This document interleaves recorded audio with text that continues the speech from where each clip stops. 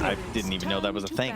You go through the same steps and processes as brownies, except instead of adding chocolate, you add like lemon juice, like mixture with a bunch of zest and stuff like that. Wait, so is it just like a lemon square?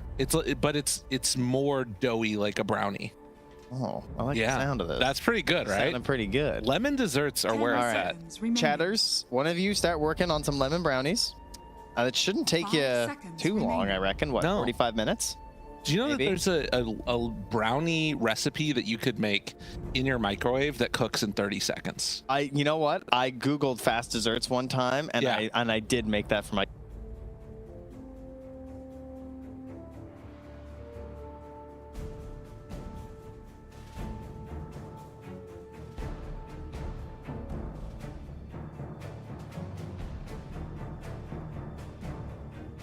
P-Visions turn to ban.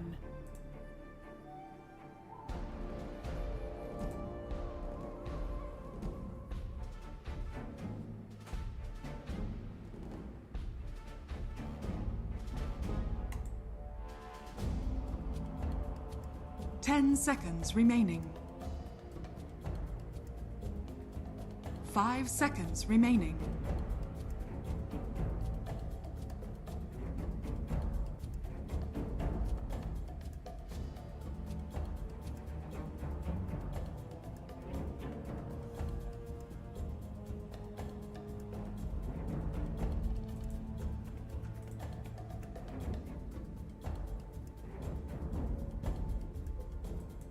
P-Visions turn to pick.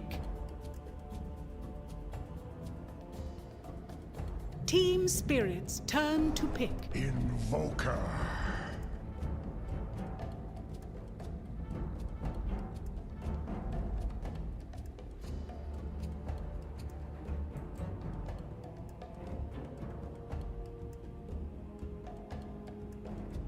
Seconds remaining. 5 seconds remaining. It feels like a DM hero. Or it's offlane Phoenix.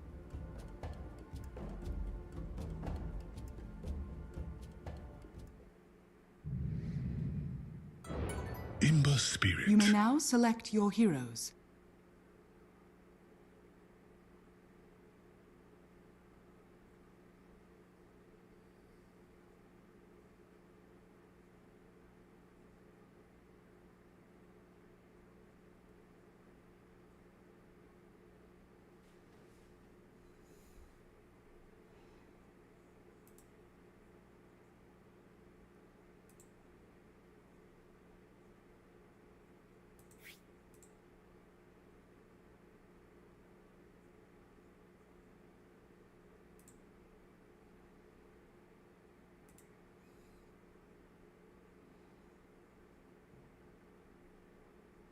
This is a very confident Ember pick.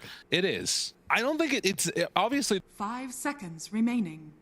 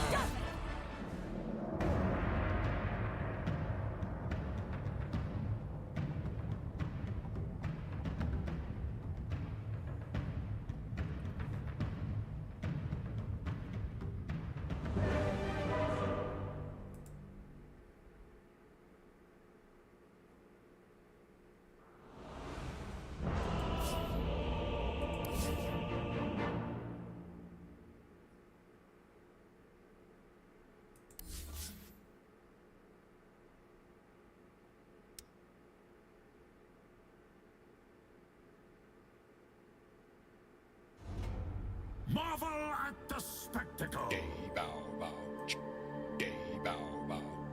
Asked me like 4 times what I want, everything, Yeah. but no one came over today. And I was actually going to ask for the fresh squeezed orange juice because it was really Yeah. good when I had it, and they didn't come over and ask. So I didn't get the fresh squeezed orange juice, and now I'm Your sad. life is so hard. I know. It's Can really- you imagine? I didn't it's get so fresh squeezed tough. orange juice. So tough I was for you. excited because it was so tasty the day before, Yeah. Oh. Ooh, hey, and how's it didn't going? happen. So, yeah, that's what happened to me. It's the Crossy Bear. The Greek yogurt was okay. That was pretty good. I had a great time. I got to see Slacks eat a whole plate of bacon. Oh, Yeah. yeah, I've seen that. Avo also ate a whole plate of bacon. I'll just say. He stole some They're of Slacks' bacon bacon later enjoyers. too. Wow. Well, you know what? I was there earlier, and he ate a lot of bacon before that. That's so crazy. That man's a bacon fiend. Let's get into the game. Holy moly! Oh, the Sunstrike. Well, you know what that means. That was good. All right. Collapse is happy. Oh no, we've got SPG's lineup. That is. Yes. I like that voice line. That's a good one. Yeah. Ooh, the Simian Stride. Very nice. Love that. That is the enjoyable one. He went there. Corvix. I mean, that does make the most sense. Because I agree, like he can't control. So what's funny is that you still need the attack damage from the Exort, though. You know, Right. to lane. Have you seen this thing though? That what ends up happening? It's like I'm trying to remember what it is. It's just like doing massive damage all the time. What is it? You mean the ice ball or 30 the? seconds to rest. Yeah. There's like, well, no, there's something else that goes on with it. Is it? I'm trying to remember what it is. The Aghanim Scepter upgrades Ice Wall, and then there's also the Ghost Walk. Oh my god, my brain. The Invoker has changed too much, okay? It's true. Like, bring him back to he's slightly more simple. Right, okay, Ghost Walk now also applies Ice Wall battle damage per begins. second to enemies in a larger radius. Yes. So Yeah. you're just running around, like, doing damage AoE consistently. Hits another Sunstrike there, and 9 class. Unfortunately, despite the Simian Stride, is going to be going down first blood. Hands it over to Laurel.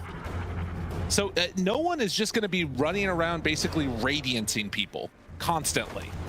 I mean, it does make sense because like I don't see the value in Sunstrike this game. I mean, he's Right. hit quite a few already. Don't get me wrong, but once the mobility racks up, like you don't really see this as a Cataclysm game. So it makes sense as to why he's opting in towards the Korix route. Instead, it's just desperately needing last hit damage because his damage is so low, and also he's using Sunstrike just to secure range creeps. But then we'll head back towards the Quas, I'm sure. I'm really interested to see what he does.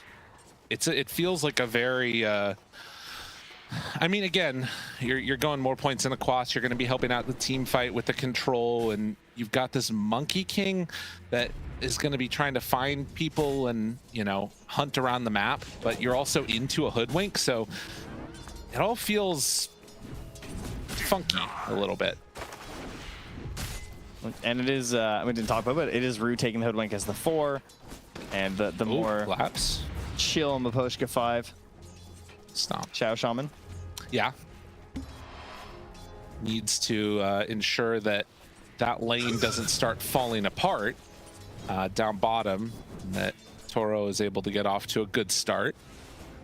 Poshka, obviously a very good laner, but yeah, a bit of a cursed lane with a Phoenix Monkey King position 4. Maybe it could be good though, who knows? I mean, I think Shaman can kind of hold his own a little bit versus the Monkey, you know? You got some decent damage. And, you know, there's not going to be any Jingu to deal with for a little bit, so... Try and bully him as much as you can, maybe hit him with a Blood Grenade. Yeah. But Nightclass still able to just tank it and make sure the small camp doesn't spawn. But it's a big deal. I mean, you are riding or dying on this Phoenix. If Phoenix is a bad lane, the game's just, like, over. And one of the other problems is that sometimes when you give the Phoenix 3, I don't necessarily hate it as much when the 4 is a better scaler in terms of being able to take some farm, but the Monkey is just, you know, it's a struggle to get farm in terms of a quiet game. Yeah. For a Monkey King 4.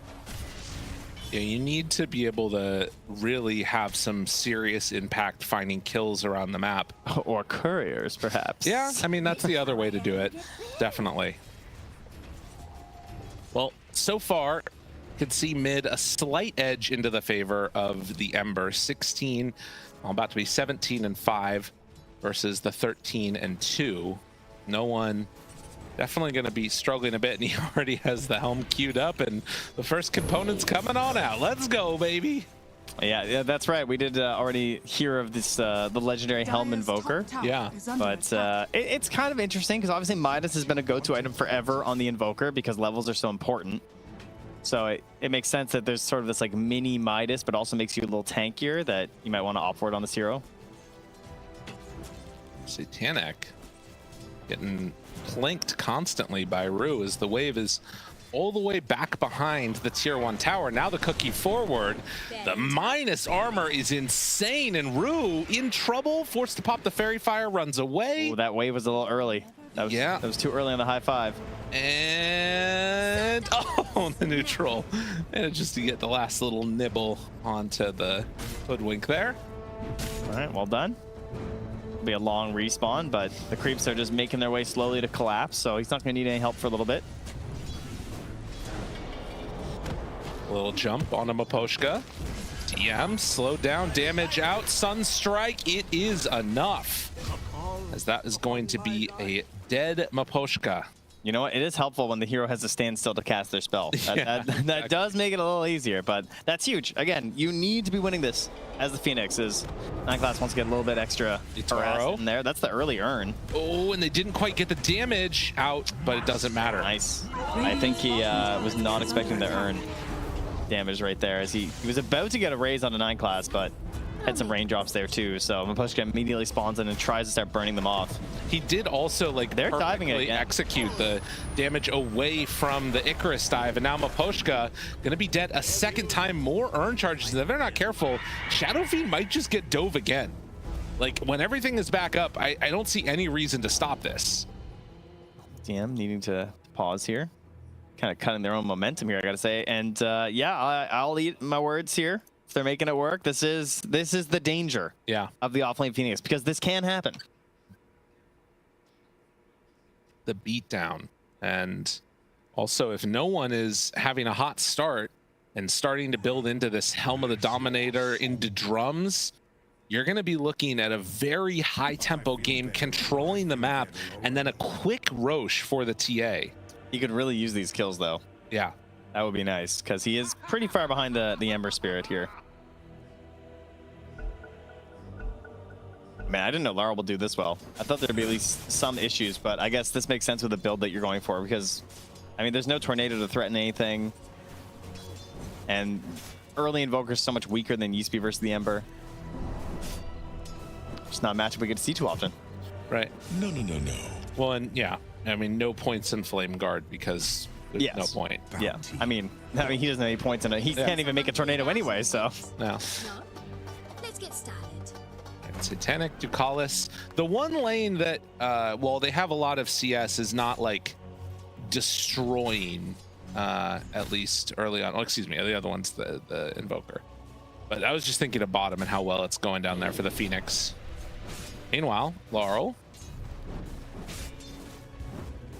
throws out a chains, gets level 6. Not a ton of mana though, so he's gonna have to do something to solve that. Miposhka make something happen. Is dead bottom. Yeah, the dive. It's there. Hit. Gone. And like we said, you start to get a little bit of momentum going. Yatoro's going to have a lot of issues, and it's just leaving to go pick up the Lotus. The Sunstrikes are actually annihilating the Shadow Shaman. Like, it's almost 300 pure damage, which makes these ganks, like, Miposhka can't play around it at all. Yeah. Every time he tries to go for a shackle, he's getting Sunstriked. And that's the way that you normally survive some of these ganks, is getting some extra health through it. Yeah. Toro in trouble. They're TPing in with the Shaman, but I don't know if that's going to stop the pain train from coming. Sunstrike not going to connect that time. Oh, man. A good dodge. Simeon stride, 9 class. He doesn't want to give up on the skill yet. Sees Miposhka. He's just cutting some trees. Radiant are Yatoro just can't afford another death right now, eh? Yeah, where do you go? Like, there's not a lot he can do. He's just like jungling with raises. Yeah, I mean, he's got his bonus damage. He doesn't want to lose it, so he's just kind of making his way through. Rue grabs the shrine. And P-Vision with a 4-1 lead here. Feeling great about this early game. Radiant's bottom tower is under do you think he's attack. dead? I think so. I mean, it's a level 6 egg. I guess he's definitely dead. Yeah. You know, one thing also, though, to consider is that this is kind of what happens in a lot of these Team Spirit games. Not like this bad, but like, look at the net worth disparity. Yeah. Obviously, the kill score is insane, but now Team Spirit, they bring in more heroes up top, and they're going to try and find a kill here on the Satanic. And will they be able to bring him down? They know right where he is. Sunstrike just off the mark, and DM showing up. They actually can't kill him. With DM rotation, Laurel has to back off. The no flame guard is hilarious that he actually they just have nothing. Wow. Chains now onto 2, still have egg if they need it. Laurel in some trouble. Mapochka with the Hex. The chains, do they have enough for the damage? They need to kill him off quickly, but he gets the egg. Now they turn, they hit. He needs a Sunstrike, he needs something. No, the egg is not going to survive in Team Spirit. Oh, just when it looks the most scary, managed to pull it together. Wow, this is really good news for Spirit, and I can tell you what has turned this around, Lyrical. What's that? Production has just delivered me some fresh squeezed orange juice. What a kind group right there. That's so nice. Oh, it's so fresh. Dude, everybody is. I don't ever want to go back to the A stream. I want to stay on the B stream forever. That is crazy, man. I thought I was in trouble. Shout out production. Serrano's walking over. I'm just like, oh no, what did I do? I broke something. Oh God. All right, Laurel going to Remnant away. So how do we go from nearly killing your TA, like your TA is almost dead, you save them, and you're like, yes, now attack, and suddenly it all gets flipped around on you again. Yeah. That's so Team Spirit. It is. The classic. That's so Team Spirit. Dyer's Listen, top I also tower don't is want under to attack. alarm you too much, but there is a second helm that is being built right now. A second helmet hit the inventory. Is that That's what you're right. telling me? 9 class here is getting very close to having his done too, because he's just been left alone as DM runs around the map finding kills with the Spirit Vessel. Monkey King is farming. Toro. That one I'm having a hard time. Oh, the cut down. Nice one, Mapochka. DM is here. How much can they do? Requiem, Requiem. Oh, that one's pretty nice. And it will save the kill for the Shadow Fiend. Yeah, no one though. He's also dueling it out here with Laurel's in the mid lane, getting a lot of his health down. And some help here. Maybe there's a chance. No shredder, no cookies. Mark over a crazy Sunstrike here. Dyer's top tower is under attack. Looks like he's just gonna call it for now. But yeah, Helm is online. Going for drums next. Okay, so Monkey King position for a helm. Yes. Interesting. All right, so they've nerfed a lot of items on the, position 4 Monkey at first was the Basher. Right. Then they killed that. And then we had Gleipnir, and that was killed. Orchid was the other massive one. I mean, it's a pretty good Orchid game, actually. So this is basically at the cost of Orchid, I would say. Yeah, it's gonna allow him just to farm more, right? Yeah. It's the new Midas that can be a little bit impactful as he's hanging out. Cuts the tree again. Mapochka, he is gonna pay for He's this working one. so hard this game. It's not gonna matter. He's It just really gone. doesn't. There's nothing he can do. He's just constantly being swarmed by 2 heroes with high mobility. And then if he shackles them, he gets Radiant sunstruck. structures Yeah. are fortified. He's got nothing. And Toro's just hiding. I mean, this is what's crazy. Like, look at how much he has been bullied in this game on the Shadow Fiend, and he's like only 600 below the highest net worth in the game. Man, my fantasy team's going crazy right now. Let's go. Team Spirit. Satanic. Stealing away creeps. Clap's trying to steal what he can from that TA. They are bringing the Hoodwink up here. This might be an opportunity to go on Satanic again. I didn't realize that 5 of their kills are just Mapochka. Radiant's bottom Yeah. tower is under attack. Yeah, it starts to matter a lot less, right? Yeah, they bring mass rotations and now might lose a couple, but no. They're just gonna run away, and that's also kisses you, Maposhka. Well, I think as a position 5, you're pretty happy. That's how you die, but you might not even be dead. Sunstrike, take it together, survive. They even use the ultimate. He gets away. The fingers. Oh, they move in, and 9 class able to punish. They somehow missed that bushwhack. Listen, that is space created. Like, there's no, okay, well now no one's moving in, and this is where it's a little bit tougher. A good stomp. Rue also going to be brought down, and P-Vision, a very nice response. Yeah, that was good. And of course, this Helm Invoker, not only is it a nice little Midas, but it can do some interesting stuff. You can start pushing into towers. Get some alacrity, you know, maybe to get buff that damage up a little bit. Well, because it's also Forged Spirits and the Helm Creep. Yeah, both. Better pushing. Did 9 class go back for boots? Or does he have the helm coming out? Oh wait, It's surely he doesn't actually buy boots. So he's got the helm coming out. It's done. All right. So a second Helm Creep, and Laurel trying to get into a Mage Slayer. Itoro has the Mask of Madness done and is just going to be AFK farming for a while here, it feels like. Hoping that his team can buy him some more space. There's few things that's funny to me in this game is the fact that he buys Mask of Madness on this hero. It's like, they gave this guy Feast of Souls. We just don't skill it, and we buy Mask of Madness. Yeah. You know? It's just better. He's a lost hero. Better than average. I think he's never been more found. All right, well, the push has now come mid and quickly taking what's left of that tower. How much can they shut down this map? I mean, DM is trying to go bots on the Phoenix. That's how much they're trying to shut down this map. Yeah, it makes sense. Yeah, he wants to be uber aggressive, not even just going straight for the Shivas or anything. He just wants bots and wants to be involved and then probably farming towards the Shivas. It does sort of signal, I think, also for Team Spirit that they're just going to try and dodge to the best of their abilities and farm whatever they can, get to like a couple key item timings and make a move happen. But I'm not sure what that is exactly. Gonna pop drums, try and chase down the little shaman, not able to get him.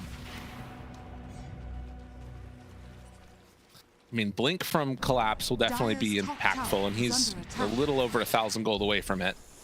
Yeah, I mean, he's got Vanguard, he's got Blade Mail, so it's understandable why it's not there yet. Maposhka knows that these are going to get stolen if he doesn't do this. What a play. It falls to me. I will farm the Ancients team. Don't worry.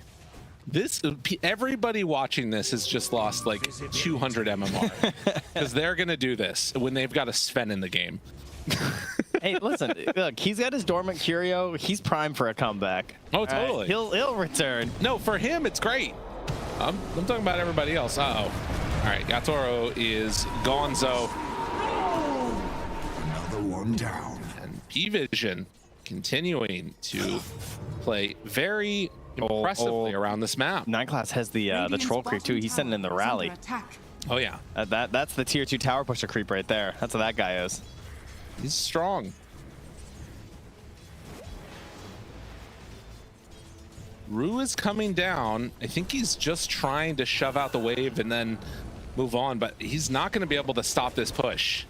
It's way too hard to do that. This is very cheesy feeling. Yeah. What was that cheese you had yesterday? Which one? Barada? Oh yeah. Is this a nice Barada push? This is stinky blue cheese. That's what this is. Maybe some camembert. I don't know what that is, but that sounds right. It was a stinky cheese I bought in France. Okay, nice. Of course, maybe it was stinky because I packed it in my luggage and took it to Germany. I think you committed a crime doing that, by the way. You should admit that on broadcast. Not right now, a different time. Yeah, exactly. The statute limitations, it's all gone here. Maposhka on the run and dead. Yeah, another death. 0 and 7. P-Vision building up their lead and shutting down the areas where Team Spirit want to farm. Yeah, he's just going into Manta and then back afterwards for Force Staff. Dire's middle tower is under attack. I don't know. The Invoker is really starting to dominate the map here. Yeah, and well on its way to the Ags. So we'll get to see some of these ghost walking, these ice walling shenanigans first. Yeah. Ghost walking shard later, but And for those of you that haven't seen it, when you're just ghost walking around and like slowly killing people, it does feel very weird. And then they also have the like ice flow thing too that comes out, which is the other deal that they have, which I feel like is less impactful than the ghost walk shard, but regardless, Blink Dagger done on Collapse. He needs somebody to play with though, and I don't think that Laurel does enough damage for it to really be relevant yet. Yeah, I think that's why Rue's rushing Shard. At least I assume that's what he's going to build first. He's got it queued up with the Glimmer, but I think that's kind of a play. Yeah. You get Boomerang on the Hoodwink, and then you just fire your Sharpshooter, and you hope that's enough for the Blink to get a solid opening kill into the engagement. Smoke up. Radiant. Seeing if anybody is coming down there. They're anticipating the move, and now it turns red. That means that no one's in the area. Can they bait this out? Laurel is here too. Now 9 class jump in, tried to find it, but they miss, and now the Boundless Strike. It's a huge hit, need to stampede away. Poshka looking for a target to jump on. Collapse is already gone. This has gone terribly for Team Spirit. The only salvation is that it looks like they're not going to be punished too hard. 9 class was really close to shape shifting. Invoker? Mischief dodging that Sharpshooter damage, by the way. Just hype. Regeneration. What were you saying? Invoker shows in the mid lane, and I was wondering if they were going to go for a fight there. I mean, they are now. They're doing something. They're going for a gank play. Gonna try and use that blink by the looks of it. Maybe like set up nearby, have him TP in. That'd be my own. His TP's not about 10 seconds though. Yeah. No, it definitely feels weird. What do you do at this point? You really do just need more. Okay, well that works. Fair enough. I don't think it works though, actually. I mean, he's gonna do some damage to it, but yeah, that's 279 gold now for 9 class as he works towards an Orchid.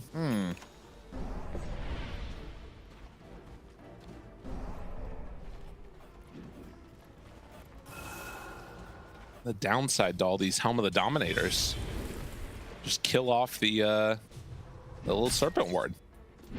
And I mean, credit to 9 class. He has definitely been struggling, and this has been a really good game from him. He has baited out a ton of spells that have missed when he's doing his jumps. He's initiating on these fights, and he's got the Shard now too, which really helps for how you want to play this as the position 4 Monkey King, because they did nerf the damage on the Boundless Strike in one of the most recent nerfs to Monkey King, but it still lets him do, you know, the high mobility. So it still works really well for position 4. Yeah. And 8,000 gold lead now too. And Satanic getting ready to take the Tormentor. They are set up in the mid lane while this is being prepped. Trying to play around a rune, and will manage to get an amplified damage rune. Satanic finishes that off, gets it to Decalis. All right, I feel like you got to get something with this amp damage. Like these little bits of weird power spikes that come out. Kataro doesn't really feel like he wants to fight though yet. Does have the Manta done. They did predict this movement from Team Spirit. They just assumed it was coming a little bit faster. I saw the line drawn by Ducalis, and they even scanned. But now they are moving through here. 9 class might get caught. Ooh, nope. Too quick. He even goes for the bounty. He's crazy. And now is going to get punished for it, actually. So they do manage to find this monkey. And God, could you take any longer to kill him though? Like that's depressing how long that took. I mean, and that's the stampede out right afterwards, right? Like you're sort of afraid that something bad could happen like that. And now B-Vision say, hey, you know what? We can go straight on in for Roche. And it is done very fast. You're controlling the area with the Phoenix. There's just nothing to be concerned about. All right, so Lyrical, my guy, we have been here before. Okay. With Team Spirit. Yeah. Many times, in fact. Yeah. We've cast many of their games over the years, and this happened a lot. Even when they were dominating. Yes. Even after they'd won TI. Yeah. This was a common sight. Yes. And as is tradition, they find the one moment is what they do. They will wait patiently. You know, Maposhka will die a lot. Rue might die a few times, but they're going to catch waves. They're going to push it out. They're going to wait and wait and wait. And it's not an item waiting. It is a little bit, you know, when you get the right items. But really what it is when you let your guard down. Yeah. When you make that one tiny little mistake. And somehow they execute the most flawless, perfectly dreamed up team fight that you can imagine. And immediately the game is just wiped back to 0. Yeah. Dire's middle tower. It's very possible. I mean, and the other thing too is that like you only have 2 more. That right now there's 6 deaths behind. There are only 2 deaths realistically behind on cores because so much of that is Miposhka and Rue. Miposhka. Yeah. Yes. So like, I mean, you saw the little thing pop up, fastest Manta on record that he just got on Shadow Fiend in this game with how poorly it's been going. They're going to catch Laurel here for a moment. Does have a remnant play that he can back away from now. And looks like he's going to be fine. But that's one thing to sort of think about is that obviously these helms, they're great for controlling the map, for pushing out waves, for making you feel uncomfortable. But are they going to be able to sort of help them win a fight? It's kind of some weird dead net worth in a way. Like obviously you get the armor, you like the regen, all the rest of that. But you know, it's different than a Blink. It's different than a BKB. And in the meantime, no one does manage to kill Rue. Collapse will TP out. Stun, Miposhka. Just trying to figure out, but he was TPing, that's why. Decides to go for the Requiem, and there's the root, the back away. Not underneath tower anymore, but they do find some good damage out onto no one. Meanwhile, the Egg, the Supernova jump and collapse, they find that kill. And another time where you get a perfectly executed fight. Collapse, though, might be a little bit of a big loss there in the end. So they get the Invoker, they get the Monkey King. And that actually ends up being into the favor of B-Vision. Man, TA just such a strong hero versus Blade Mail. Just not a concern at all. Just wailing away, your Blade Mail's popping, you're like, what's the point? So yeah, it still does go their way, XP and gold-wise. Actually gets a decent amount for Laurel, and now moves in, finds one, doesn't manage to get the latch onto Satanic, but they will find the kill onto Ducalis. Nice, okay, it's pretty good for them. That was a lot of gold going into Laurel's coffers as well, and now he's most of the way towards a BKB. Yeah, getting quite tanky here. And I mean, we haven't talked about it, but maybe one of the reasons why they opted for the Ember compared to everything else was the value of Mage Slayer this game, because it is pretty ridiculous. You know? Phoenix, Invoker, feels really nice, even just like Snapfire. Right.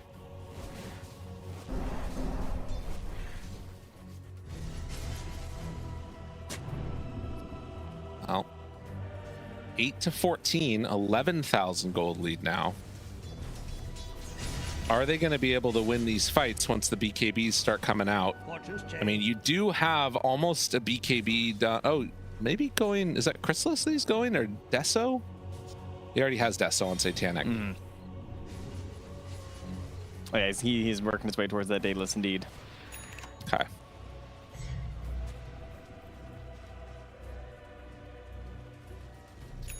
There's his BKB done, so. No one actually, he doesn't have the shard yet, so he's not getting the Ghost Walk thing. I guess it kind of makes sense, right? You'd probably rather have your BKB, and then the shard's more of like a little bonus thing with the Ghost Walk. True. Collapse. Running away from Satanic. Decides to TP out. Oh, God. Yeah, he moved away. He was already dodging. Want to make sure he didn't get caught by that. So Laurel does have that BKB completed, and it is close to it, the full Hurricane Pike done on Toro as well. Just this mystery hero has been hiding in the shadows for the vast majority of this game. Yeah. Is behind TA, but not by a huge amount. And there's the end of that Aegis here, as they're all kind of close, but they can't find a way to latch onto him here by this bottom tier 2. Bushwhack. Radiant's bottom tower is under attack. Alert, shredded Shiv. Yeah, I'm curious how they play this out, because I think that last mid fight, the fact that it kind of went even was a lot because 9 class and no one were just like super confident in their position and weren't really worried, and then got shackled for a very long time. Yeah, but there is an Orchid now done for 9 class as well, so there's not going to be BKB on the Shadow Fiend for a while. That could be one way to try and control him, although it's not the best. But Ember has his BKB, so this is really the cost of the Helm. Yeah. Is that the Helm did, of course, like it's going to help him scale better the whole way through. It gave him a little bit of push, but the pick-off potential was a lot worse because you weren't able to get an Orchid done before the enemy Spirit has a BKB, which is kind of like the guy you want to get with the Orchid. Yeah. But it'll still be really annoying from Miposhka, and he can just target the back line. True enough. We'll see where they decide to go. 28-minute mark coming up now, and they're going to be able to get themselves. Oh, nice. Yeah, that is 3 Gale Guards on the side of P-Vision. They do like the Gale Guards these days, huh? Dire's middle tower is under Feeling it, attack. apparently. Collapse, backs away as the Boundless Strike came in, and a pause. Hopefully we can get back underway here in a moment. But an interesting moment. Some tips back and forth here is, I mean, Collapse did just kill 9 classes creep, so get 100 gold. That was nice. There you go. Get anything afterwards. But as we get back underway, at least for me, I sort of have this like sense that Spirit is further behind than they want to be, but I don't think that they're out of this. I don't think that this is a game where P-Vision just plays safe and everything is okay. I think if P-Vision don't take a risk at some point and try and pressure, I think that like late game, I'm a little bit, well, I don't know. Invoker's such an X factor. Yeah, I foresee a consistent lane push in until they feel like they're in a really good spot to go take the Roche. And the question for me is, are Team Spirit going to try and catch them with the Roche pit, or are they going to wait till they come high ground? Right. I think if you wait till they come high ground, it looks pretty difficult. I think I'd rather fight at the Roche pit. Big damage out. Controlled. The heal is there. Collapse manages to have the Stampede, and now turns, get the stomp onto DM on his way out, and the kisses will land, but the TP away. 9 class. Any way to break it? No. Meanwhile, no one. He's going to get found there. Laurel, they popped a BKB, but the TP out has already happened. If you get Rue and that's it at this point, doesn't feel great. Laurel is holding on to his BKB. Yadra earns, starts punching 9 class. Look at that aggressive ward they have too. And Yeah. behind, it kind of spawned like where he was running back there. That was good. But yeah, all that just for Rue.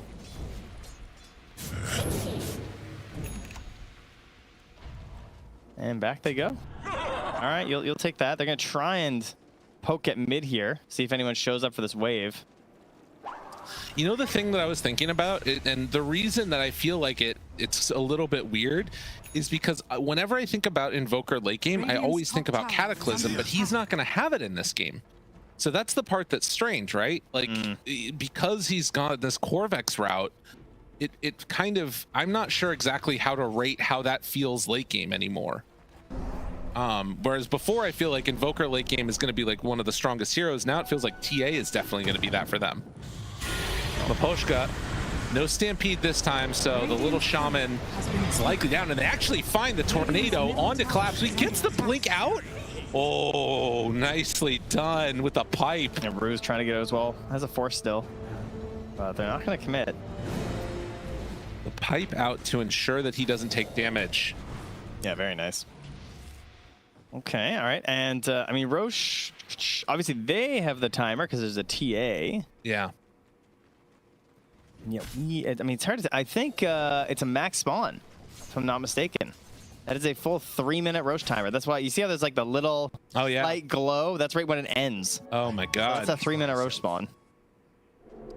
Max timing. They will get the second Tormentor here though, so that's a nice pickup for P-Vision, and it's no one that gets it. Okay.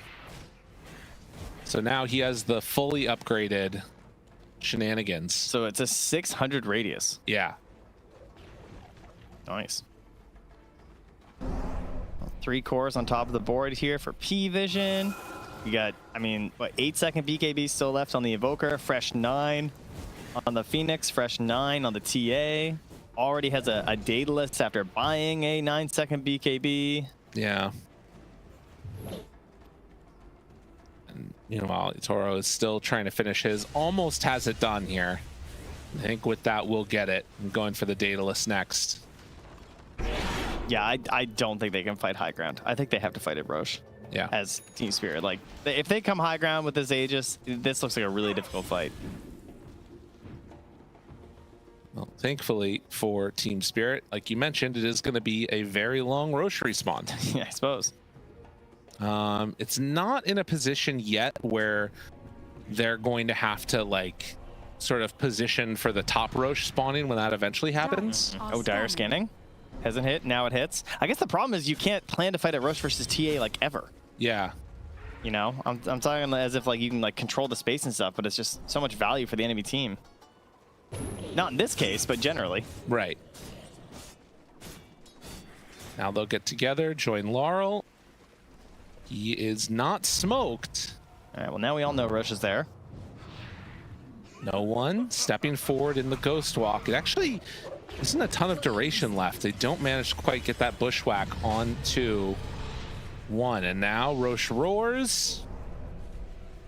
They're gonna smoke, they're gonna wrap around. Ooh, drops it down. Collapse. Tornado hits, does have pipe to land when he gets out of there. Force staff keeping him alive for the moment, but it's a ton of damage onto Collapse. No buy. That is a problem. Nine Class still hunting, looking for more. Rue is right there with them. Is it enough to feel like you can take Roche? Satanic says yes. Captured in the flame. Now finds the chains, wants to jump away. Laurel gets him caught, drops down a ward, but that immediately gets taken out of there as well. And yeah, it looks like Spirit are just going to give this one up. Yeah, they just feel like there's no hope. Trying to fight this point, and I would have to agree with that one, unfortunately for them. So the fresh, never used BKB will be resigned to the backpack as the Aegis slots in there for Satanic. And no one tries to hunt a little bit here alongside DM. They're going to see Rue. Whew. My goodness. Even 3 points in Scream might not be enough here, though. Oh, there it is. Wait, what? Oh, That wasn't it. wasn't able to do anything more. You can see, still giving them 27% right now is pretty generous, I would say, for a 21,000 gold lead. But it's just been the way this TI has gone. Like, I wouldn't be surprised if this game goes another, like, 30 minutes. Nah, don't say it, Lyrical. Not this time. It's possible. Now, P-Vision have turned it around. They're back. It's true. They have. Yeah, I'm a believer. This was over. But how do you close out this game now, though? Well, I destroy the enemy ancient. Okay. If I had to choose, Very good. that's what I would Nice. do. I So good. would take 5 I would heroes. simply win. I would walk bottom. I'd plant my banner like I'm the Americans landing on the moon, and I'd say, "This is ours." Okay. Well, Laurel's gonna zip away from him. You guys did that, right? I don't know. Anyways. It's gonna be Laurel. You need to get the hell out of here. I mean, the reality is that they just want to burn his BKB. They do, and he really does not want to do it. Finally will go as Dire's Satanic middle shows tower up. is under attack. Yadro, that is the least threatening voice line right now, brother. I don't know. I do not fear his presence this game. I feel like he's trying to get in their heads a little bit there. You know what I mean? He's Yeah, being yeah. like, y'all don't know what's coming out of this woods. just you wait. When you see me out of the jungle, boy. I think that's some of what it is. He's like, I got this game, everybody. Don't worry. Radiant's bottom tower is under attack. Bro. TP out, and there's the cold snap. That was almost so sick, though. He force staffed through to cut the tree down that went for the TP. Oh, Yadro. Tornado. Force staff. Manta, back away. Is it nightfall time? Oh, it might need to be. Yeah, he's going to go for it. Wise decision. Maybe a jump here on the Satanic with Ducalis nearby? Imagine they burn the Aegis. We just get delayed again. I don't know, man. I feel like P-Vision don't want to go high ground. Like, I think that when you get catapults back up again, maybe they're down for it. Catapults? Yeah, We're waiting for catapults? I feel like it. No. Oh wait, they got double catapult wave bottom. I mean, we just need the team. Catapults are great too, I suppose, but let's just go. I think they were waiting for catapults. That must be it. They got them now. They got their creeps. How much can they get done though? Banner very far back. I don't know. Thank God the catapults are here, though. Yeah. Yes. they're really doing the work. There it is. Bushwhack pulls him back in. Good damage. Satanic broken. Ooh, man. And there it is. Toro takes that out. Catapult's gone. Guess who else is? P-Vision. They can't handle it. Back they will go. BKB coming back up on the Ember. They're done. They want to go spend some of this hard-earned gold. Yeah. Okay, 8-18. And giving a lot of respect to the Team Spirit lineup. Otto trying to figure out as he rubs his head, how do I win this game? I really like the idea of Ags for Larl. I think that's just the item. Makes the most sense. Just it gives him so much more control. It's so good going high ground or defending high ground on this hero. It just feels incredible. Yeah. So that's step one for sure. Get the Ags. 4 staffs would be great to try and maybe break up some of these Sunstrikes, try and keep people at the Wukong command. So you can, Mapochka's already got one queued up. Would love to see another one of those. Is there a collapse? He probably has to go BKB first, but you know, the eggs. He's got a Shadow Fiend. That could be kind of hype. You know what else though? What's that?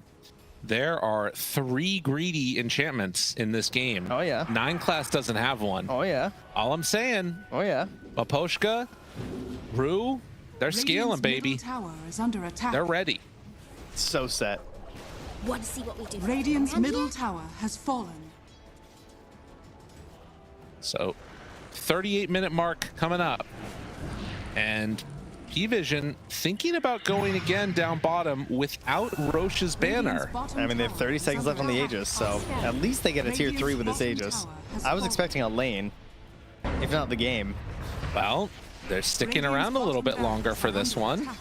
Managed to get themselves one. Are they going to go for the last melee there? It looks like the answer is yes. So they do get that for themselves. All right, that's pretty much what you would expect.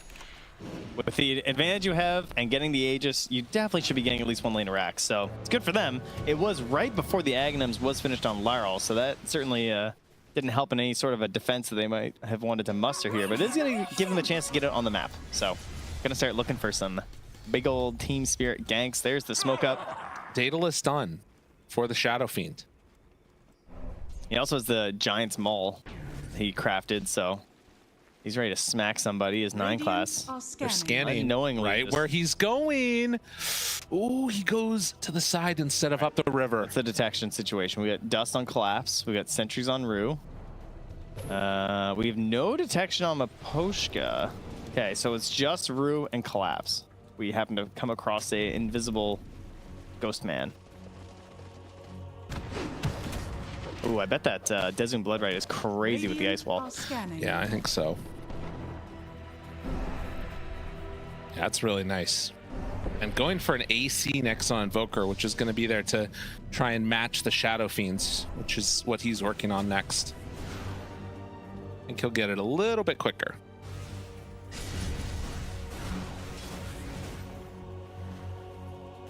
Oh, 9 class is back. That's what it's feeling like right now. Mapochka continuing to hold Yadaro's hand down bottoms. They're both going to agree to TP on home. Wave coming in. Team extremely clumped on P-Vision. Just 2 shots, that creep. And they're going to smoke and TP to the top lane and push that out now. Okay.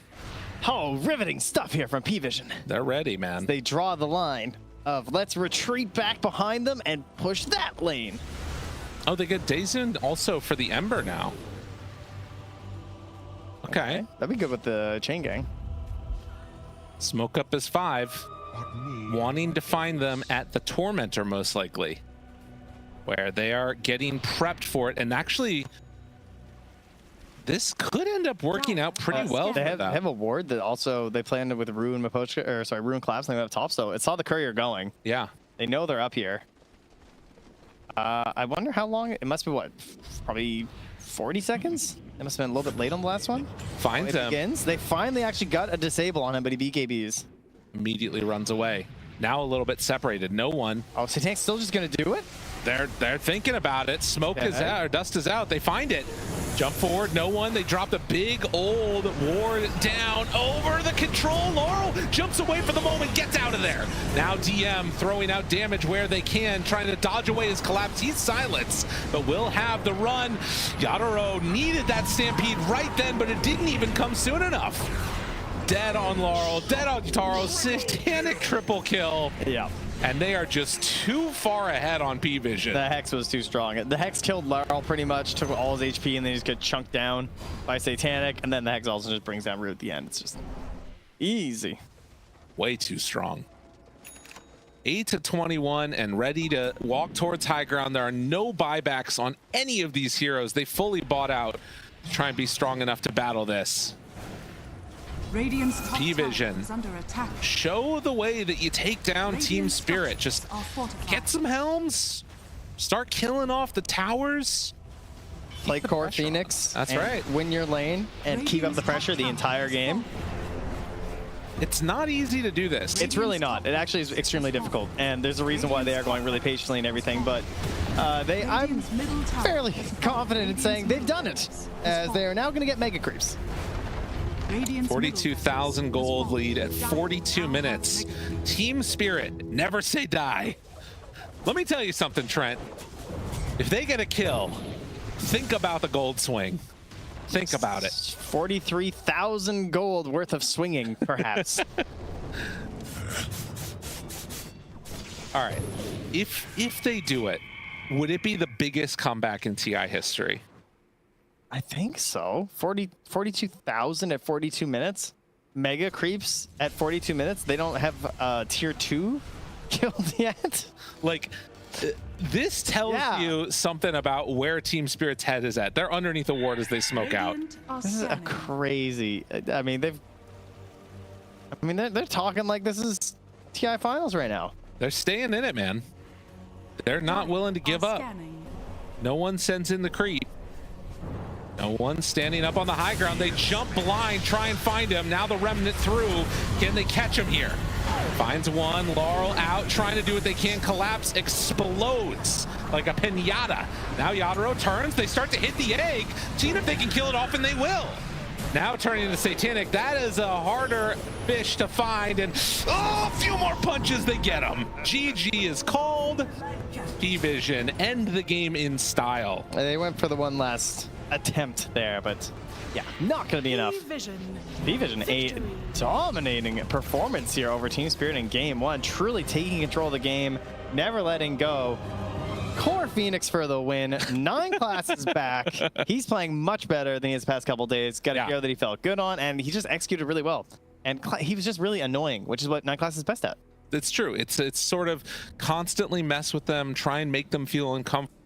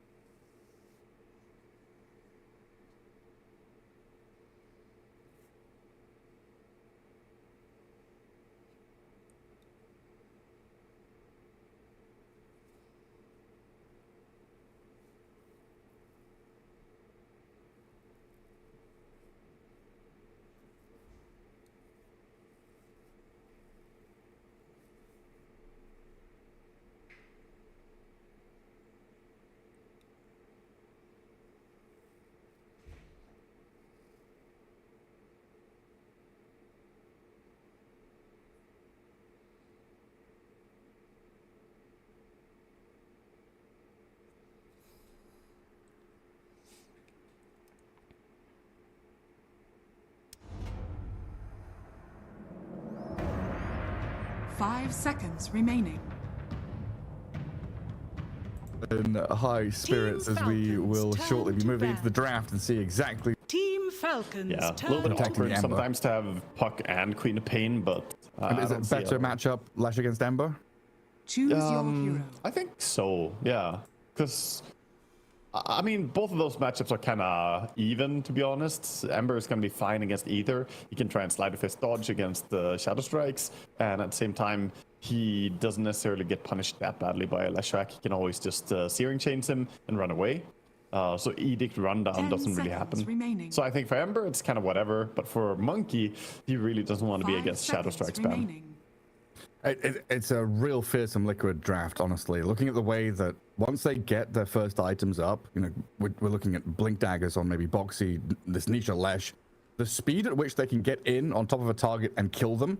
We've watched Leshrac just evaporate people in a matter of seconds, right? So if you're lassoing one, pulverizing another, Leshrac's in the middle doing damage. Hell, core heroes could just disappear once we get to that mid game. So it's a delicate balance for Falcons to find their way out of laning stage and then match, or maybe just avoid Liquid's moves. Yeah, we'll see how they're gonna like. 5. Do you reckon we see a similar build as we saw from Kataomi? I think it's possible, Like, but at the same time, maybe he wants to go for like a Glimmer Cape or Force Staff. Force Staff is really good against Nature's Prophet Sprouts. That's So a it's not possibility. just an automatic go-to blink refresher on Nagasaki. 'Cause I've only seen it twice. It's been banned the rest of the time. It's Kataomi's style. That's what he does. But I was very surprised to see the Blink Refresher. But maybe Force Staff Refresher is a route to go. So in this game, looks really, really nice to have a Force Staff at least against Fiend Script, against the Nightmare, Sprout, Searing Chains, all these different abilities. Is extremely good. He's also doing what we've seen all the support Nagas do. They are the ones to buy the smoke, so they drop the smoke before summoning in the illusions, then send out the illusions to scout, so the enemy don't know that you have a smoke on you. Clever. I mean, it's a minor detail, but it's still important to do. You don't want to like show them for sure we are buying a smoke. Info hoarding. Yeah. And look at this move, Falcons. Aggressive intentions. Where are they going? Into the Ancients, in behind Liquid, where Saberlight is standing. Or can they start with a Boundless Strike into Nightmare? Primal Beast has 800 HP, very tanky fella. Inside the Sprout, trapped inside and turned on by Falcons, but not finished off. He gets a bit of distance. Another touch will do it. 20 health, but they can't follow through. Monkey King, maybe? Boundless in 5. There's no way he's got time. So Saberlight's out of there. Good attempt from Falcons, though. Very close to first blood. Yeah, nearly got him. If it was any other hero, perhaps, I think they could have gotten the kill. Even a Queen of Pain, you know, who might be able to blink, you could perhaps kill her during the Searing Chains there. But Primal has a lot of HP. You'll be a bit late. Very tanky boy. Getting out to the lane. He's slightly behind the creeps, so he can't body block them. So positioning of the lane is going to be perfect for Skeeter. And he is going up against Nature's Prophet Bane. This is not a trivial lane. And where's his buddy? Boxy, down in the bottom lane. So hiding in the trees, waiting and looking for a first blood attempt. The scouting with the Naga illusions, but already Monkey is being very cautious. He knows he hasn't seen the support. Sitting back. And trying to deal with these illusions as quickly as they can. How good is Grimstroke here at dealing with Naga illusions? Dire's courier has Not been great. killed. It's sure the Stroke of Fate is pretty strong, but you also just have to continuously deal with the right click trade, and you, like as you see here on Radiant's screen, middle tower is under attack. you don't really do any damage to her. She has 5 Radiant's armor, she's a has been melee killed. hero, she has more damage block than you do. Being a range hero, you just get bullied away. Also, Naga is a super fast hero. He has 40 movement speed less than her. It's kind of crazy. So just completely chased out a lane. And then I guess once you get into these 1v1 scenarios, you've got the Naga winning the 1v1 against Grim, then Queen of Pain winning the 1v1 against Monkey King. And just how an outright win for Liquid in that bottom lane. It's a good start, at least, for sure. And looks like they might have to get a bit creative as well up top lane, since that lane, Primal Beast, is not going to have an easy time getting close to the creeps. And in towards mid, trading. 9 and 1 apiece. Looks very even in there. But Malrine done a good job so far. He had 2 more creeps to kill, so he's actually ahead by 2 last hits and 1 deny. All things settled.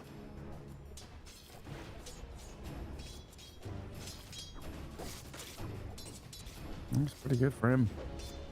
It looks like bottom lane, Monkey King able to drag this lane back a little bit away from the Queen of Pain and Naga, just to get what last hits you can. While Saberlight not having the same fortune, Boxy might have to start dragging waves here because snaking full resources is 1v2 zoning.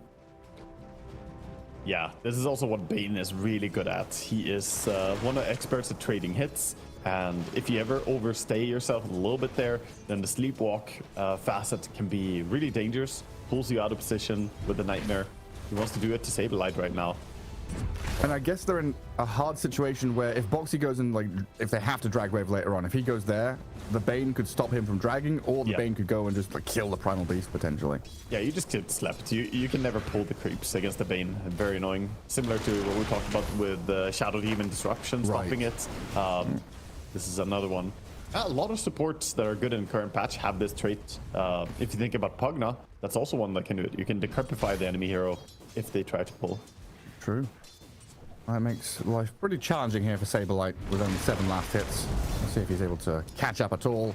As Boxy goes aggressive onto the Nature's Prophet, trying to use their magic damage and spells to get on top of Skitter here. Saberlight will close the gap at Boxy, burning him down with a Firefly.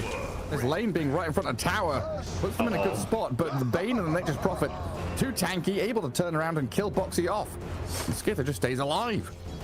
It looked like it might work out, but just don't really have enough damage with the Batrider getting slept and pushed the other direction. We see Skitter spamming some heals on himself with the Sprout.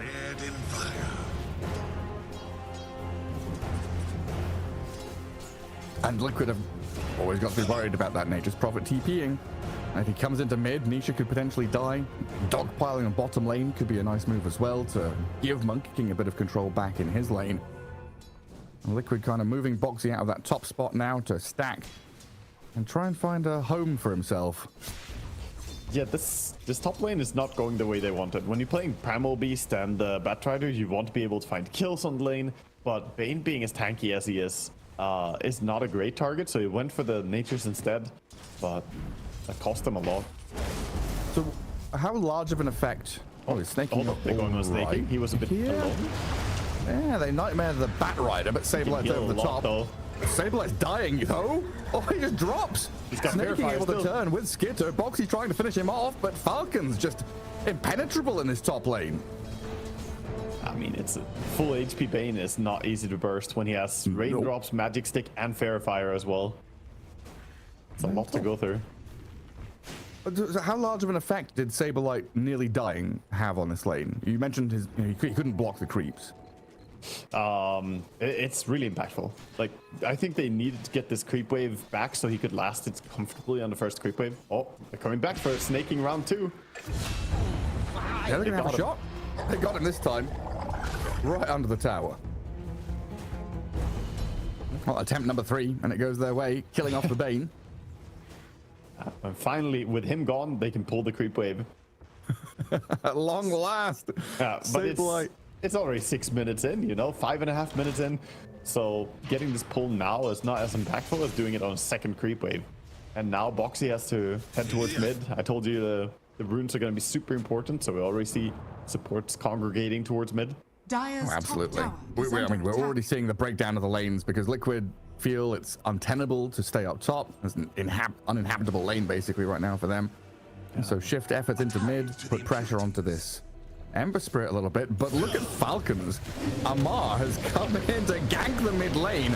Looking at Nietzsche's Leshrac as a tasty morsel, and Falcons, the speed at which they're playing with 5 heroes? 5.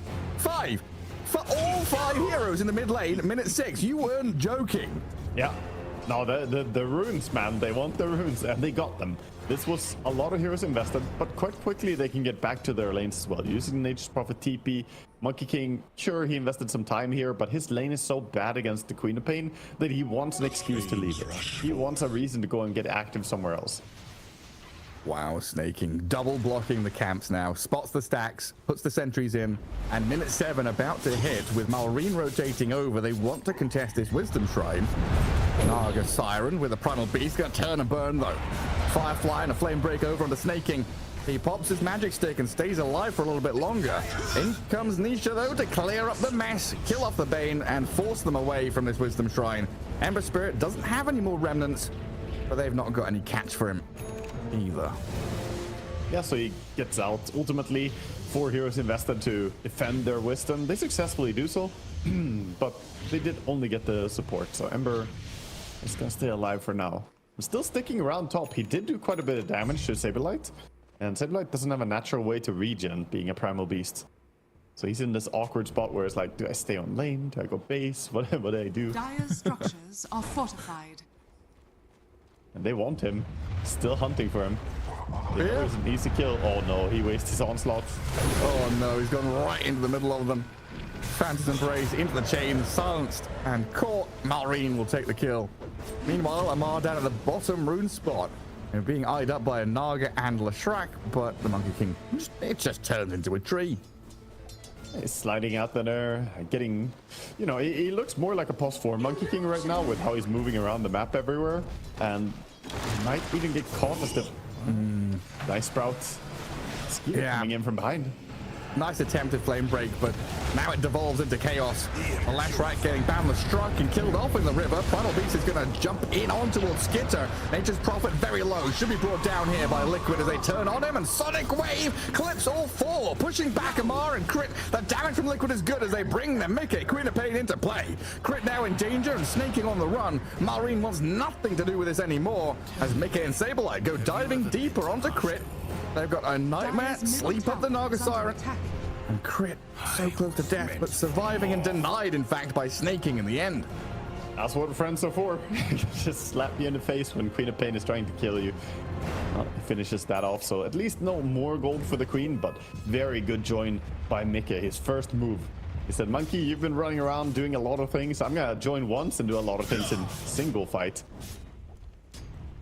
And then he's back to his lane, working on the Maelstrom build that he's going for. No power treads, by the way. No boots on the Queen of Pain at all. Instead, just Falcon Blade into Maelstrom Rush. Yeah, who needs boots when you've got Blink? Exactly. Unnecessary.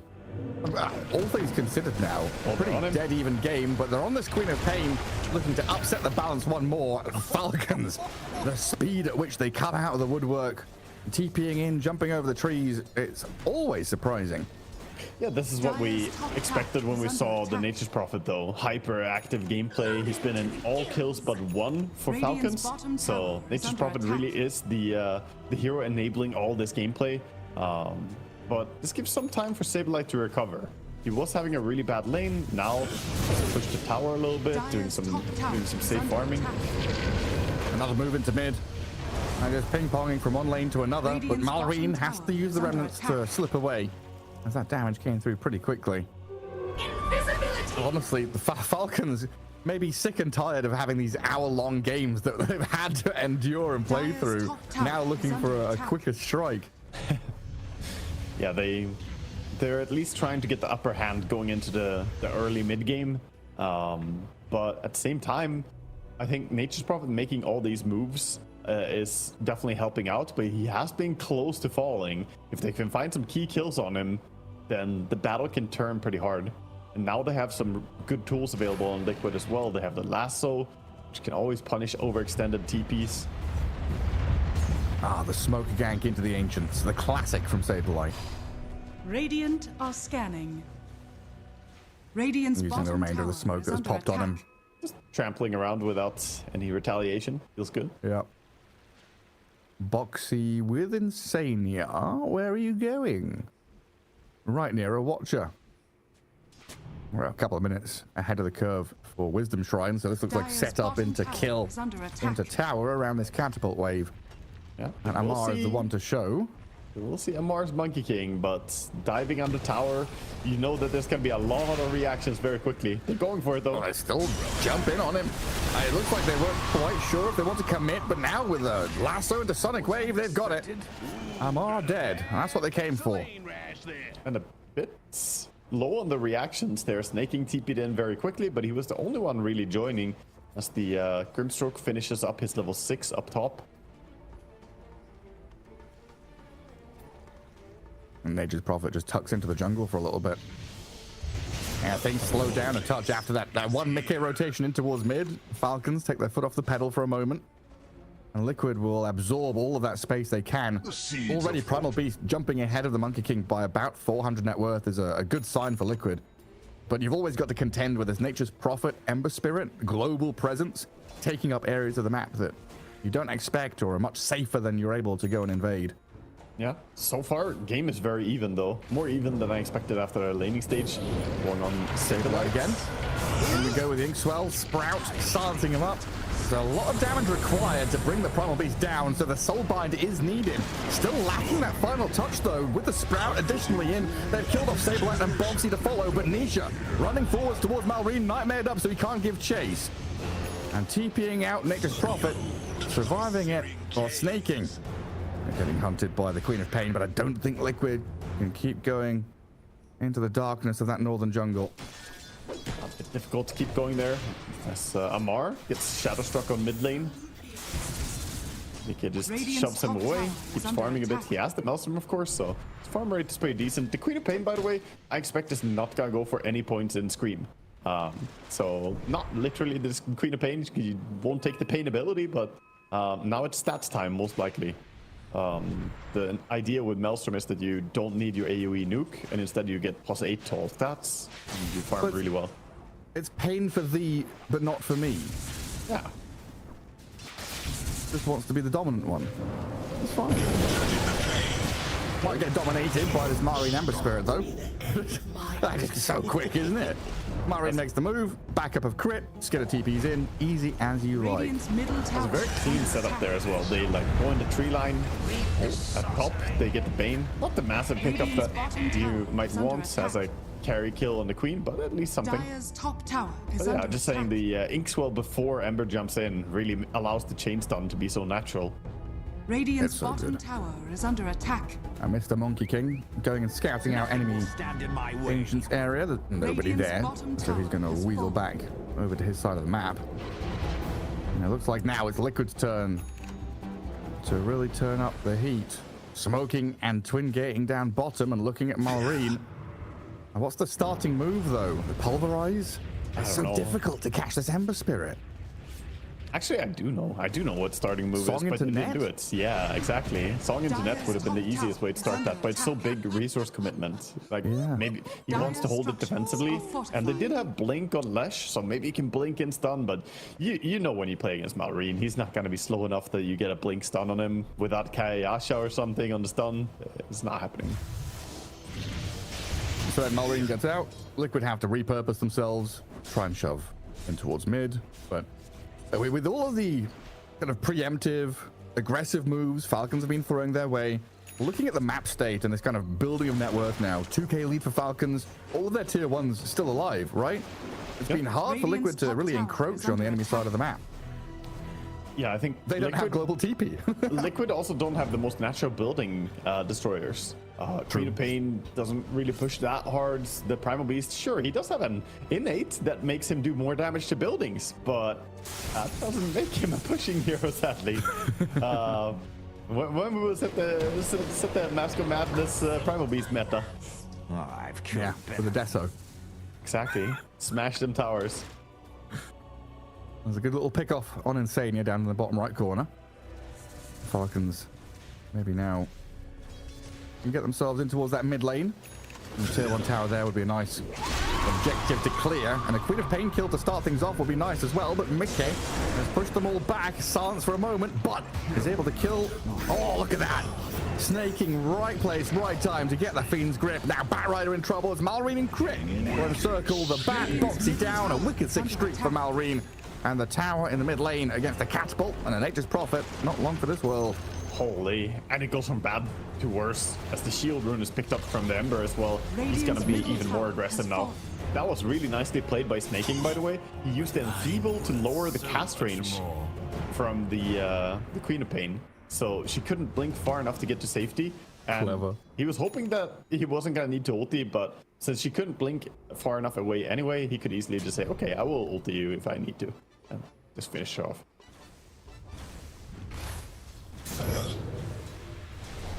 And now Saberlight Is he being Radiant's eyed top up by tower Falcons is as a under kill? attack. Just gonna prod him out of the lane for now. He gets to safety, but who's gonna defend against the Malrine Ember? I don't think anyone wants to fight him right now. Mage Slayer, Kaya, and this shield rune. Are scanning. You would need so much damage to Radiant's try and top bring him tower down. is under Yeah, Radiant's he's top becoming an tower absolute has monster. fallen. Dire's middle tower is under Feels like attack. a little bit of desperation Radiant leaking are into scanning. Liquid's moves now. A couple of smoke ganks down into the bottom corner, not happening. Radiant are Now scanning. smoking into mid. They would love a kill on Malrine if they can Radiant's just top tower grab him. is under attack. They'll jump and lasso. That's the start they need. Into the pulverize, chainstone beautifully, kill the Ember Spirit and get that streak. Precisely what Liquid required in this moment. Yeah, they really did. 1,200 gold almost for that pick off. That is some big juicy payday. But sadly, they can't turn it into too much more, right? Normally, we look for a pick-off into a tower push, but Creep Wave wasn't even close, and they can't immediately start laying into the mid tower. And as I previously mentioned, the heroes just don't naturally take buildings that well. So all tier 1s still standing at 18 minutes, 14 Falcons. But this is a very strong period of the game from Liquid with the triple blinks. We Yeah. talked about it in the draft, the fact that they are able to get on top of people, like especially Nature's Prophet. This Saberlight, Nisha, Boxy, all with that maneuverability. If they're able to find Skitter. Step one, where is Nature's Prophet? Where is Carmen Sandiego? You're not quite sure what city he's in. Well, they have 3 Blink Daggers, and then they have the Queen Blink as well. And Naga Siren has 1,800 gold saved up. He hasn't put anything in quick buy. Insania, is it just going to be a Blink from you as well? Will we see a full team Blink? Well, there's one of them. Into the second, double blink on top of this crit Grimstroke. You'll know there's vision there for sure. With a quick in and out play from Liquid. Maybe transfer this into a tower in the bottom lane. Is under attack. Yeah, some attention down towards bottom, but this frees up more space for the Ember to go and steal Ancients. There's an Ancient stack that he's trying to take away. The Monkey King might get spotted by the Naga, but he pretends to be a tree. Very nice, very convincing. Dire's Looks real to me. tower is under attack. Not plastic at all.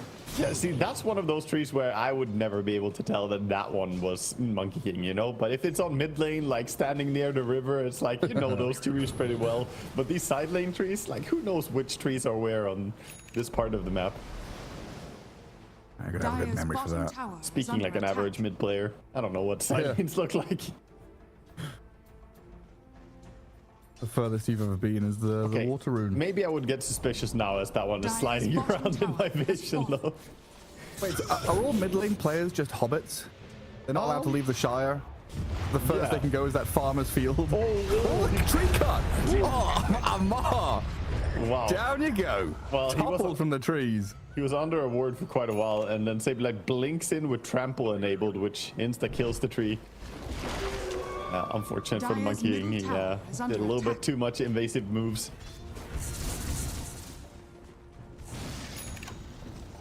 Well, these big blink daggers paying off. There was, what, a 6-7k lead for Falcons moments ago. Dipped down to 3, you're bringing it back into a much more balanced game. And then Liquid starting to play into that next round of timings. The BKBs. Huge pickups when I get them. Exactly. By the way, it's not going to be Blink on Naga. He's going for the more standard, I want to say, older build, the Solar Crest, buffing up people. Dire's middle tower Proxy is just under wants to be able to attack. save his Queen of Pain when she goes aggressively. Dire's middle tower Crit? has fallen. Crit is trying to stay alive. That's pretty tight. He has 18 Magic Stick charges. He just used his Lotus and then blinks away. He's got Dire's skill as well, middle which tower is is under why attack. I'm flinching and he's not. And now with the Brain Sap upgrade on Bane, he can be pretty happy playing against the Naga Siren. You can heal Dire's some middle absurd amount of tower is HP under if you time attack. it correctly. Oh, with the shard? That's nice. Yeah, exactly. And just pushing creep waves. He now went from being unable to push to I can push side lanes. Oh, good spot to be in. We were talking about that yesterday, right? The greedy support. Dire's middle Just go and sit tower is under in a attack. lane. I mean, the fact that the tier 1 tower is still alive minute 21 is astounding, honestly. The fact that Bane can now just sit there and farm, very nice for snaking. Yeah, but this does mean that they're invading on the other side. Ember is actually going to be the one to go in primal.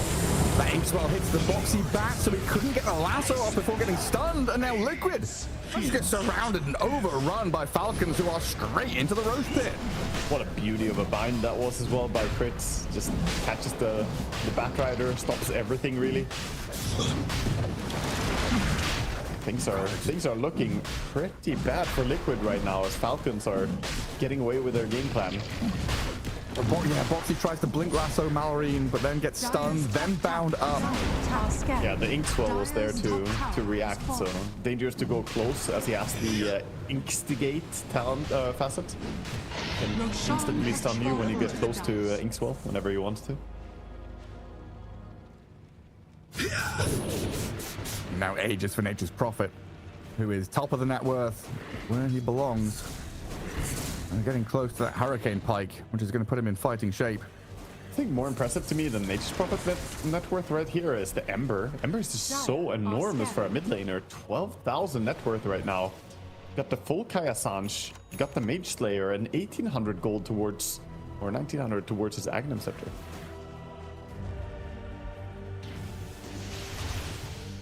Some scribbles on the map from Boxy, trying to Radiant's bottom tower maybe is reclaim under that bottom attack. jungle, push out mid. But Falcons come straight down that bottom lane, gunning it for this tier 2 tower. You know what I think is a key thing in this game that didn't stand out to me immediately. So Radiant structures Nisha Leshrac hasn't had the best game here. Why is that? Because Falcons always bring so many heroes.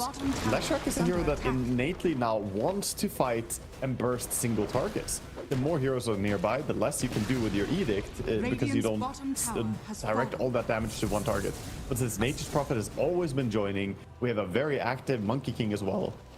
He just hasn't found the pickoffs that he needs. And it's kind of squishy, right? Leshrac, if he's turned on by 5 heroes. Is under attack. Yeah, and then we have the hero that we haven't talked about that much, but Amar's Monkey King now has Diffu BKB. So he can fill that role of the offlaner, being a frontliner. The ulti can work as a sort of AoE control. He's not going to be dying that easily to all this spell damage coming out from Radiant. Liquid just desperate to finish off these BKBs now. There's the Primal Beast one. We're still... They desperately need the BKB on Lesh, so he doesn't get Mage Slain. The Mage Slayer effect is too good against him. How far is he? Still quite distant, no? Yeah, he's 1,300 gold away. He's got a journey to go. He's farming, but farming 1,300 gold, you know there's going to be some fights before then. Yeah, for sure. So then coming down to Boxy with Saberlight. The San is mid lane looking for a pick. And these are the 2 playmakers right now, maybe with the help of the Queen of Pain to bring a bit of additional damage. Something is definitely coming their way. As Boxy attempts off the back of that Observer Ward as it turns nighttime. But Bane a little bit too quick with Skitter. He has just TP'd on top of them. Sprouting Saberlight. Song is there. Insania is going to come in and hit that reset button. We've not seen a lot of this so far this game. Bit disjointed, right, though, the communication. Going BKB and Song there. That was enough to use one of the tools, but Liquid kind of panic using both of them. Obviously, I think he was scared that there was going to be a Fiend script, so he wants the Song. Okay. Liquid just blinked. Sonic Wave to push back Skitter and Amar. The damage and the control and they through don't the have Fiend script, and the Nature's Prophet just kills off the Quap. Oh, we see immediately the pain of that. If he didn't use Song after the BKB on Primal Beasts, he could have saved Mickey right there. So unfortunate for Liquid. But Falcons Dire they're continuing this run that is kill. under attack. So aggressive. The Monkey King effect, right? Just jumping across trees. Oh, Queen of Pain blinked away from a neutral camp. Well, I don't mind if I do. Yeah, he's sliding Now around. sees the Batrider. Boxy. Wanted to go on it. And It's he's so gonna back up. aggressive. Boxy could blink him and lasso him and pull him into the base there, but he also has BKB ready, and Queen of Pain being dead, damage is limited. Up top, Nisha just wants his BKB. And just dead though. Against the BKB in the dying throws up in that top part of the map. But yeah, real rough game for Liquid now as it develops into an 8k lead for Falcons. As it seems like they're continuing that run of good form against Liquid. Falcons are just looking like the team in full control over this game and not necessarily scaling less either. They have very good late game with Nature's Prophet being a crazy hard carry. Monkey King on the off lane is more carry than you would expect from your off laner. Skeeter just takes the mid tower using the Aegis. No one wants to go on him. So what does Falcons have to be afraid of? You know, Liquid, backs against the walls, the scared animal, often the scariest, right? Can Liquid punch back? What's their big move? Like they've got BKBs. Yeah, I think respect the BKB timings because you've been dominating them really hard, but 2 BKBs are done right now. Queen of Pain working on hers as well. So triple BKB is coming up very soon. And that will be a massive shift in power. Sometimes it's easy to get complacent when you're dominating this much. So they need to recognize this power spike as well. But they don't have tools against it. They still have Soulbind, they still have Fiend Script. Oh, Amar leaps away from the bat while they're hunting the Naga on the other side of the map. They almost have that Monkey King, but he's just too quick for them.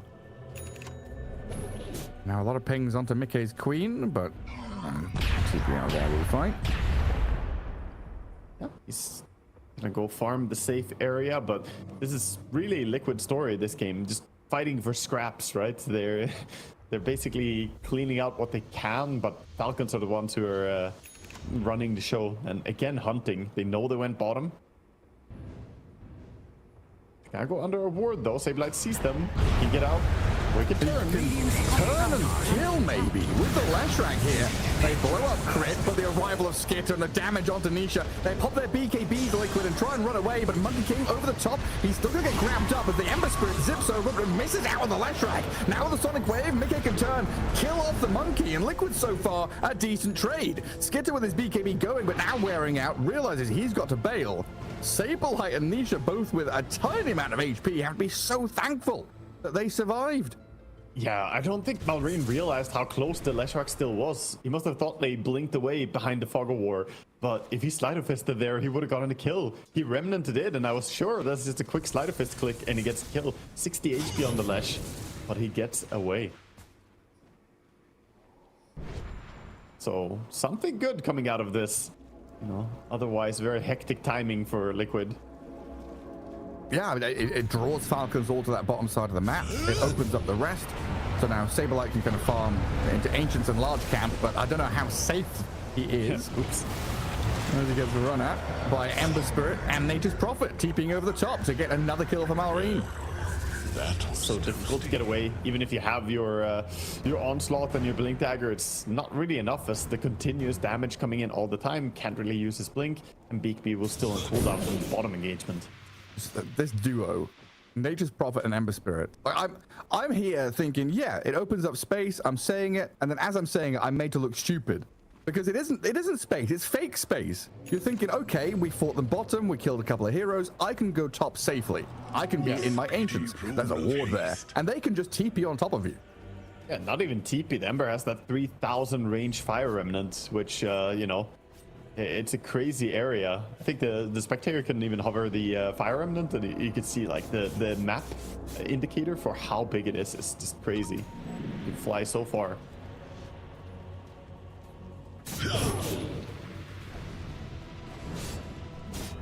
Let's see what the move is from Liquid, because they are all gathering up. It's time to tighten up as Roshan could start spawning. Radiant See if they're able to take. scanning. It's going to be daytime Roshan, it looks like. We'll take control of that area as Liquid. Maybe get a ward in the enemy Ancients as they scan up there, but it doesn't turn red. They're close to the Monkey King. If they get to see him first, I mean, they have the single target lockdown to burst him. But he's heading the other way. Scanning. They're going Tormentor. As the second Torm is spawned. It's actually Radiant, or it's actually Falcons who are scanning the Torm, making sure one is hiding around here. Oh, shard from Monkey too. That is a strong shard to get. It wasn't hard enough to kill people already. Yeah, BKB, changing of the guard, Mischief, and now the shard. Monkey is becoming very difficult to deal with. And he's going Linken's as well. I respect that item choice in this game. This is a fantastic Linken's game. against Batrider, against Dire's Primal, bottom even the tower End Snare. is under attack. Yeah, it's so good. Liquid using this moment and to come up and set up a bit of base camp in Dire's the enemy bottom ancients tower is under and attack. preparing for that Roshan to Dire's respawn, who structures does. are fortified. There is a DD rune on Ember, so Marine definitely wants to fight, but they don't really want to rush up on the triangle. Instead, just shoving mid. See if they can elicit a response from Liquid. Dire are scanning. This is one of the upsides of the Naga Siren, being able to cut the waves and maybe open up a bit of map space for yourself from this position. You're able to manipulate the creep waves, but it's still very Dire's challenging. bottom tower Usually that's is one of her under greatest strengths, but it's challenging against Nature's Prophet and Monkey King, who are doing a very similar thing, but Radiant's better top tower is under because they're attack. claws. Exactly. I mean, she does what she can. She can prevent the mid lane from pushing in, but you can't control the entire map. But Liquid are actually the ones taking down a tower. They get the tier 2 tower, so they're being active, making stuff happen while 12,000 gold behind. This is not easy to do. And it feels like that comes from that placement on the map, right? They sweep through, they take they make a stronghold right in front of an objective. Yeah. And Naga's getting close to that point where she can start having big impact on the fight. She has Blink, is Dire's closing in on bottom a tower is under refresher, attack. even after the Solar Crest initial item. Soon she can have the double ulti. And multiple resets. We've seen how useful they can be. Radiant are scanning. Tucking themselves down near the bottom twin gate. Liquid trying to regather all their forces as Roshan is being eyed up by Team Falcons. Flames will spread Looks like no smokes, just raw natural movement out into the forest. The fake tree. They have the Naga illusions to scout and provide vision. Boxy. But like throwing some rocks. Monkey King jumps over looking for Boxy. They've caught a couple in the searing chains and the Bat Rider's dead. Skitter now, the focus onto the Primal Beast. Easy pickings onto Saberlight. As a double kill dominating Nature's Prophet comes in to claim some names. It was cute. They tried to go with the Blink Lasso 4-staff play, try and get a catch on someone, but ultimately not able to get the initiation they wanted, and quickly the rest of Liquid dip out. So at least they don't lose a massive fight, but that is again 2 heroes dying plus the Aegis now. It's just running the show. Even Skeeter is queuing up the Lincolns now. I think they're recognizing the only way they lose this game is by lassos and Primal Beast ultis, locking down the correct target. And there's not much outside of that to pop the Lincolns. Has fallen to the down. No, yeah, you're always wanting some good Lincoln's breakers. I mean, I guess Lesh can do it with Lightning Storm, but that means Lesh has to be close enough to do that as well. Queen of Pain, same thing. Strike is possible, but it's also so dangerous to go close when this Fiend script is always there. Snaking has a very important role in locking down the BKB heroes. And I'm just trying to think how to phrase this. We've seen, the way that Katomi played this Naga Siren with that song, the blink, the refresher, kind of resetting, stopping the enemy from fighting, and then turning around and allowing your team to fight, right? It's not just a stop enemy, it's a set up teammates. Is there something here that the Naga Siren is or can set up for? Because there's no black hole or arena, right? Doesn't feel like there is a big ulti. It's less about setting up for her own team. I mean, you can set up into like onslaught Radiant to quick stun. If the onslaughts, you can't really react to it. Snaking, strolling by everybody. Nisha is in with Saberlight right on top of him. Bane down while Monkey King turning onto Boxy, but a Song of the Siren comes out from Insania and they're looking at the Ember Spirit. Can they kill him? Ensnare is there. The Sonic Flame to push him across. The Naga Siren refreshes up as Saberlight tries to trample around, but the Ember Spirit has broken free. Monkey King is fine. Another Song here now to disengage and reset. Snaking brought back to continue this fight, and Insania might just have to die. No, he blinks away.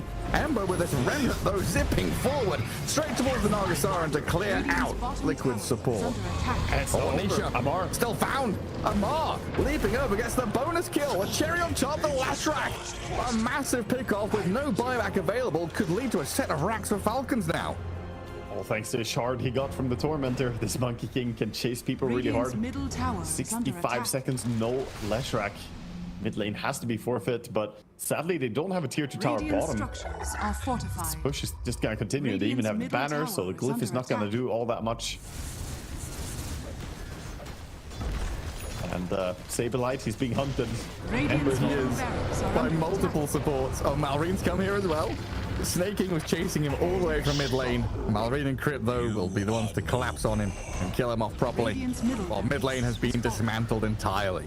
Radiant's middle Now he's dead for 50 seconds, so Skeeter says we can go bottom. Still has Aegis on Nature's Prophet, mind you, so he's not even easy to go on. And yeah, sending some Treants to help him push this.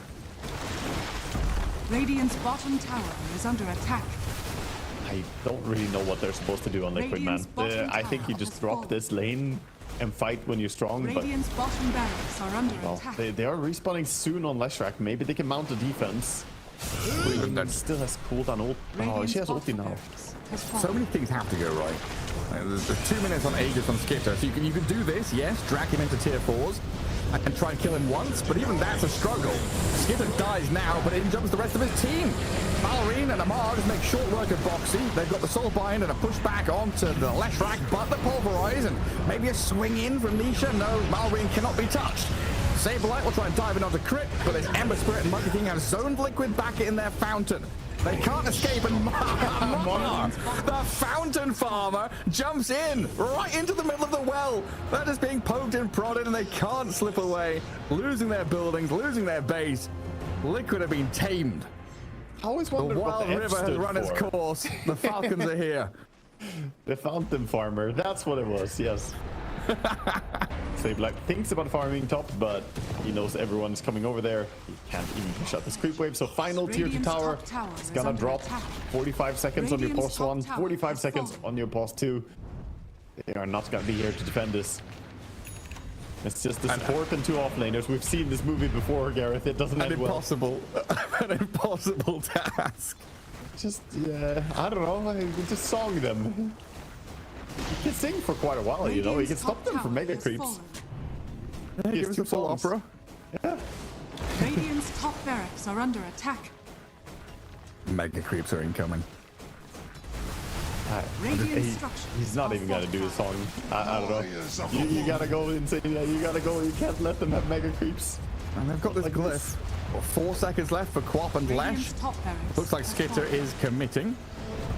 They're finishing off the buildings. Radiant's top barracks has fallen. The dire And then they're now gonna have back mega and let you wallow in your sadness over here with no buildings.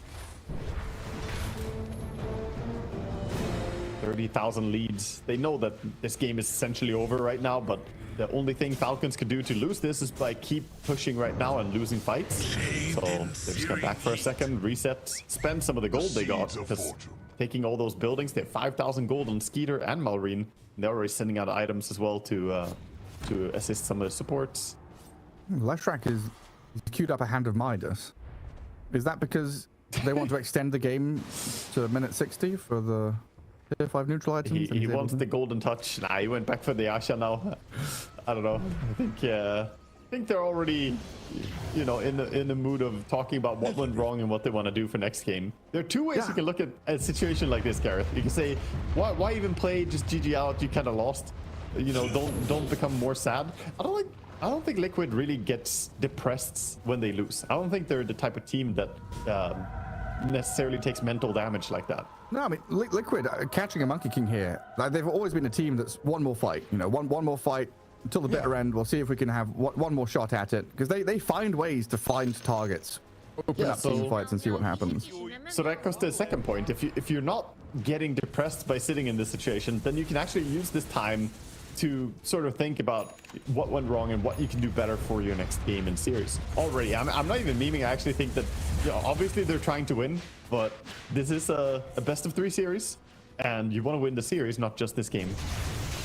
This game is looking pretty done for, as we see a lot of power spikes with Aghanim Scepter on the Bane now.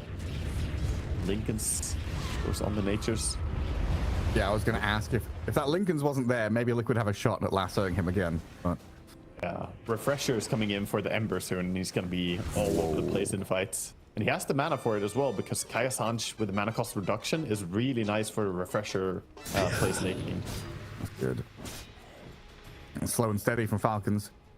No reason to go bull rushing into Liquid's base.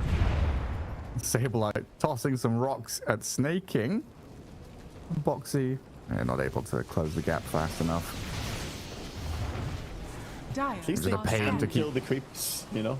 The mega creeps are not invincible to them. They have good damage with the Mjolnir. It's still a pain in the backside though, isn't it? It is. That's all you're doing. Your task for the day is kill off mega creeps. Yeah, you're literally busy non-stop just fixing lanes, and you know that you could be caught by Monkey King or by Fiend Script from Bane any moment. And meanwhile, Falcons are also comfortably just saying, let's wait for Roche, let's get Aegis, put an Aegis on Nature's Prophet, and then we throw the impossible question of how do you deal with this guy? What's the real life equivalence of this? Like, you just have to spend your entire day vacuuming the floor and you're not allowed to play video games? Killing mega creeps non-stop for 5 minutes. Like, come on. More chores? Yeah. Whoa. Working 3 jobs, you know, not able to pay rent, can't get into a good situation. That's what this is. Or you're a gardener and your garden just keeps growing weeds over, and you just have to keep pruning weeds over and over again. Need more farm? I missed that. Thank you.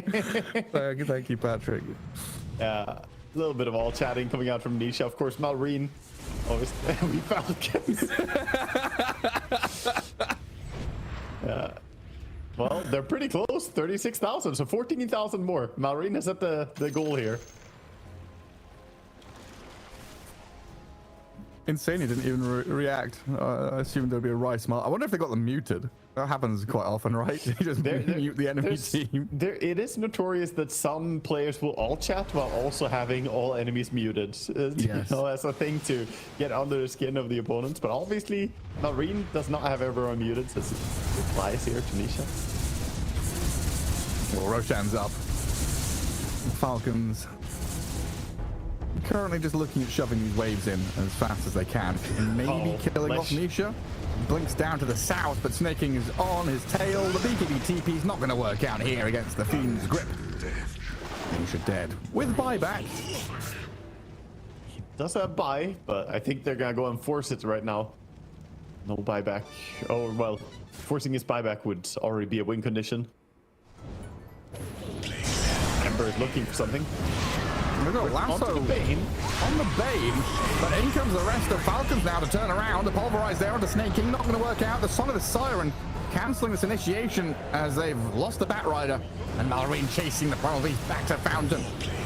Yeah, herd the little sheep into the well. Oh, Lamar can start focusing on these tier 4 towers. Liquid will come out of their base with Mickey's Queen of Pain trying to fight back, but they've got a grip over to the side. The Queen of Pain has died, and this Song of the Siren, a last ditch opera, sonata, whatever it might be. That's a short one, probably a pop song from Insania there. The game closes out, and Falcons take that 1-0. Not quite a 50k lead. Malrine was close though, 47,000. Yeah, I mean almost on the money with the prediction for what they need to close out the game. Yeah. But very good stuff coming out.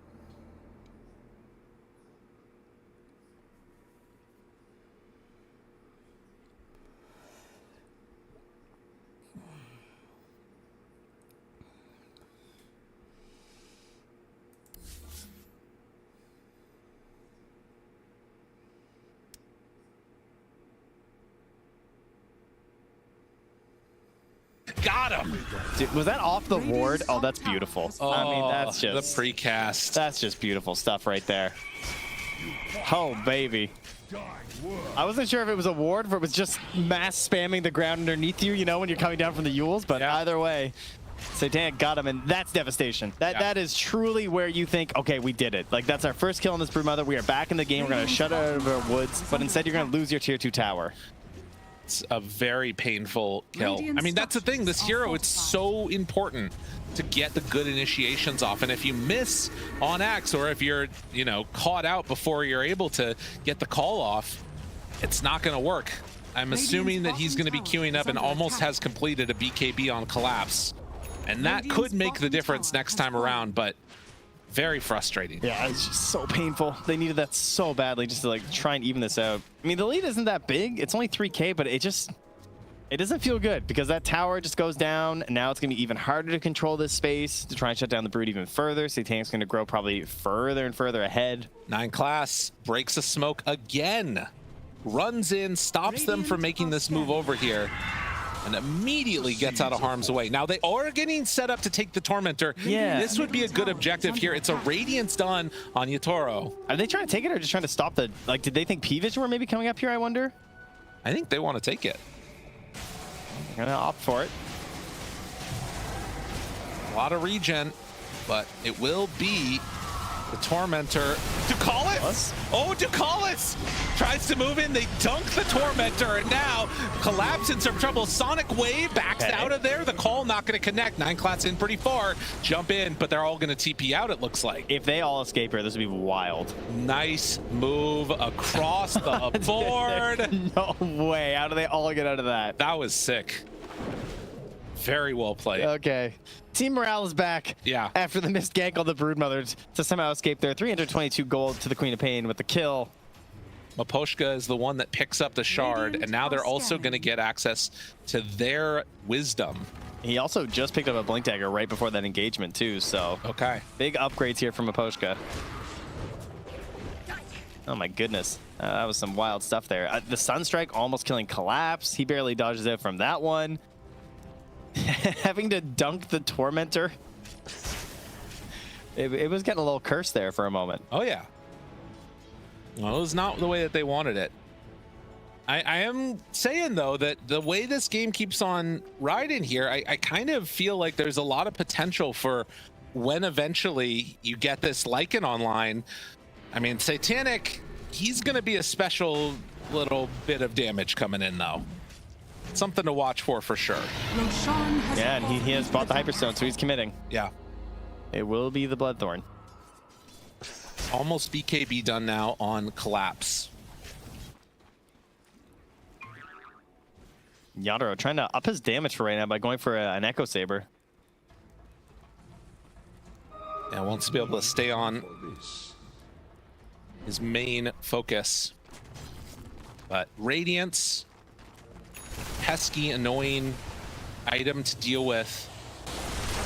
And the question will be, does he have what it takes to be able to, you know, both stay alive against the mass damage that's coming in and then also present himself as a threat against these other heroes? Yeah. Because so far it's pretty much, I mean, been Laurel and Collapse. Yatoro's not really been involved in these engagements at all.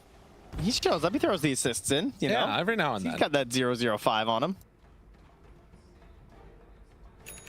Helpful talent for a support Slark to increase the Pounce leash taken now. Helm creep on helm creep. It's a glorious battle of our ages. Probably one that we're going to see a lot. So ridiculous. I do want to see a Hadouken. Yeah, there it is. On me.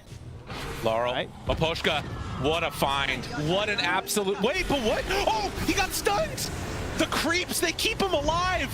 Satanic saved by the creeps. I cannot believe that just happened. Sunstrike, Laurel gets punished. Now the egg is down and everybody else from Team Spirit has to run. Collapse. BKB, TP out. That should have gone so much better for them. What? How does he manage to live there? Yeah. That's absurd. It should not be happening, but it was. All right, well, I mean, I guess it was Aegis anyway, so it's... Maybe it would have perhaps even gone worse if the rest of the team just immediately shows up and suddenly the rest of the Spirit goes down or something, but to lose Laurel there feels really bad. Yeah. Rue found, and an easy bring down. In the meantime, Ducalis also getting up in Yatoro's face. 5k gold lead. This is really starting to snowball for P-Vision. On the verge of moving on and having a very clear path to make it into the International, and Team Spirit potentially going to have to play through these elimination matches that can be so stressful. They got it back. Like, there's no way there's a play here, Collapse. Just get out, man. He goes back into the base. This is 2 games in a row where they are playing these really fast building destroying lineups of just, if we have a numbers advantage, you are going to lose structures. Yes. And now you are penned inside your base, I think, again, pre-25 minutes. I mean, this is right under the timing. 350 gold from Harpoon on the Lycan, which would make a massive difference in these fights.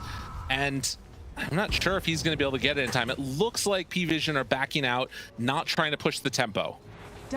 It's crazy how Satanic is just like final destinationing his way through this game, though. Yeah. Like, how has he survived? Like, those are 2 absurd survivals. Oh, can't get it. Again, a missed call.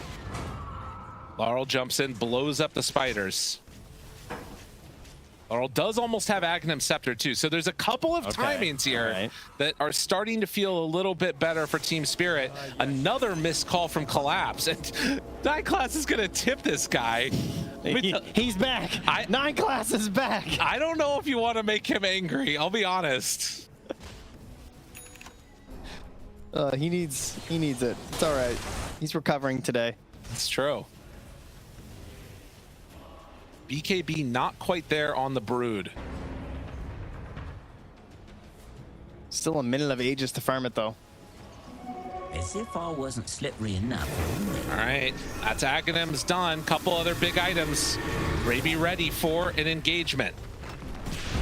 Tower down low. Laurel jumps in, blows up creeps. I mean, Collapse is just not here. Yeah. So there's no real concern of anything. They can do this pretty casually. Slowly chip away the towers. He wants that shard on Collapse. He just keeps pinging. They have vision. They have vision. Are they trying to bait out here or something? No, they're just going to go in and take it. Satanic on the Ancients.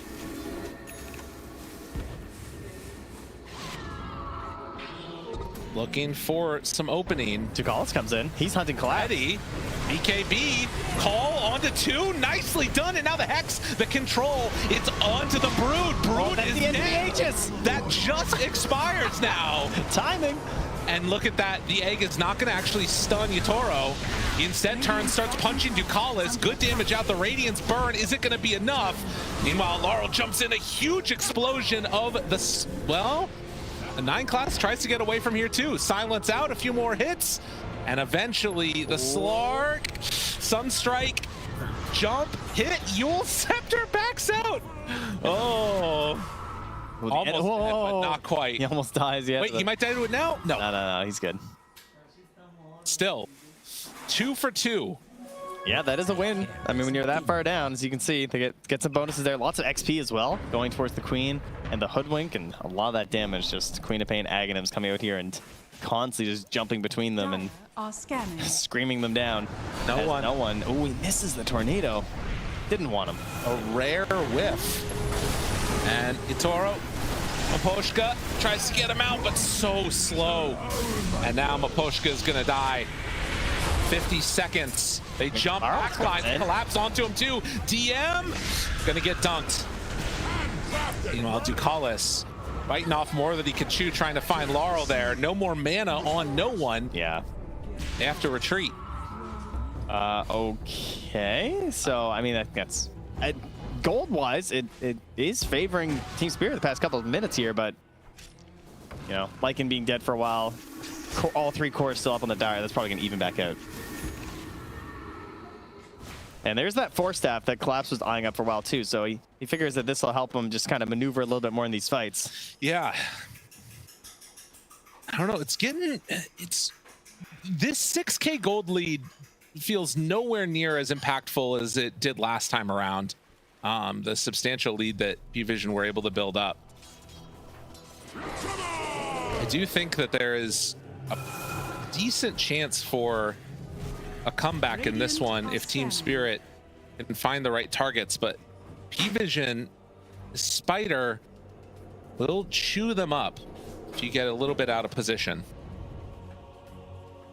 And he's got that BKB now to utilize as well.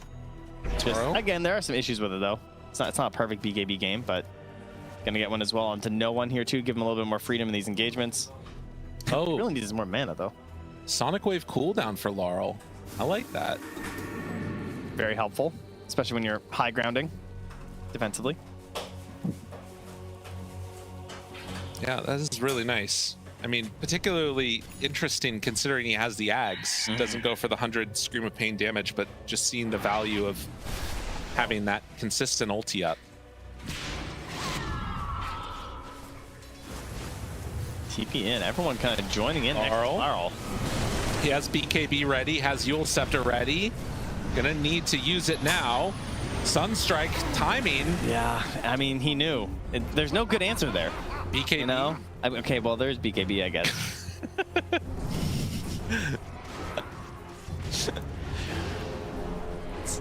that probably would have been a pretty good answer. I was trying to think, I was like, maybe it's because, but no, yeah, he could have just BKB'd. You know what? Sometimes you don't. Yeah. All right. Or is there going to be any attempt for a call here? I mean, this is the problem now. Without Larl, okay, well, Hoodwink helps. It's very difficult to deal with this push. They're going to have to Radiance it up. Sunstrike finding any heroes that might be lingering off to the side. I still can't get over that. No BKB into instant death was very funny. Yeah. Oh my god, he takes over one of the Forge Spirits. Good, Manta. Radiant's bottom barracks has fallen. And that is a full melee racks down. Alrighty. How many more items do you need as Team Spirit to win these fights? I don't know if it's an item issue right now, is it? I mean, more items would be good, but I don't think any items are going to change very much in terms of just like what the, you know, we have BKBs. Yeah. You know? I think it's just starting off on the right foot would be nice. Yeah. Well, this smoke might be one of the ways that you make that happen. And if they're going in for Roche right now, easy run forward. 9 class there to break it. And they spot an immediately back out. Collapse, though. Still on the side. Spot Satanic. Can he do it? Man. Axe is, it's just so all or nothing. You know? His blind stomp high ground at the end of last game's the Centaur did not go well. He was close to finding him. He was close, but he didn't. Radiant's top tower is under attack. Maybe this time will go better. Oh my god, and then they're gonna split push them. Up top side. So annoying to play against. Rue shows, and now they run on in. Find Laurel. Yule Scepter does have BKB. Pops it there, but stunned. And now has to run out of there. Laurel caught. Sonic Wave to try and back away. Not gonna happen. Laurel just getting bullied here in this game. And now, Team Spirit, what the hell do you do? I mean, they can't fight. He BKB'd this time. It's true. They have an Observer Ward here by Collapse. He's thinking about setting up for some shenanigans. They know. They know. Yeah, they find him. Yes, the BKB TP out. Satanic can't get close enough for any bashes. So we take a look at this replay here. Just the world of the living.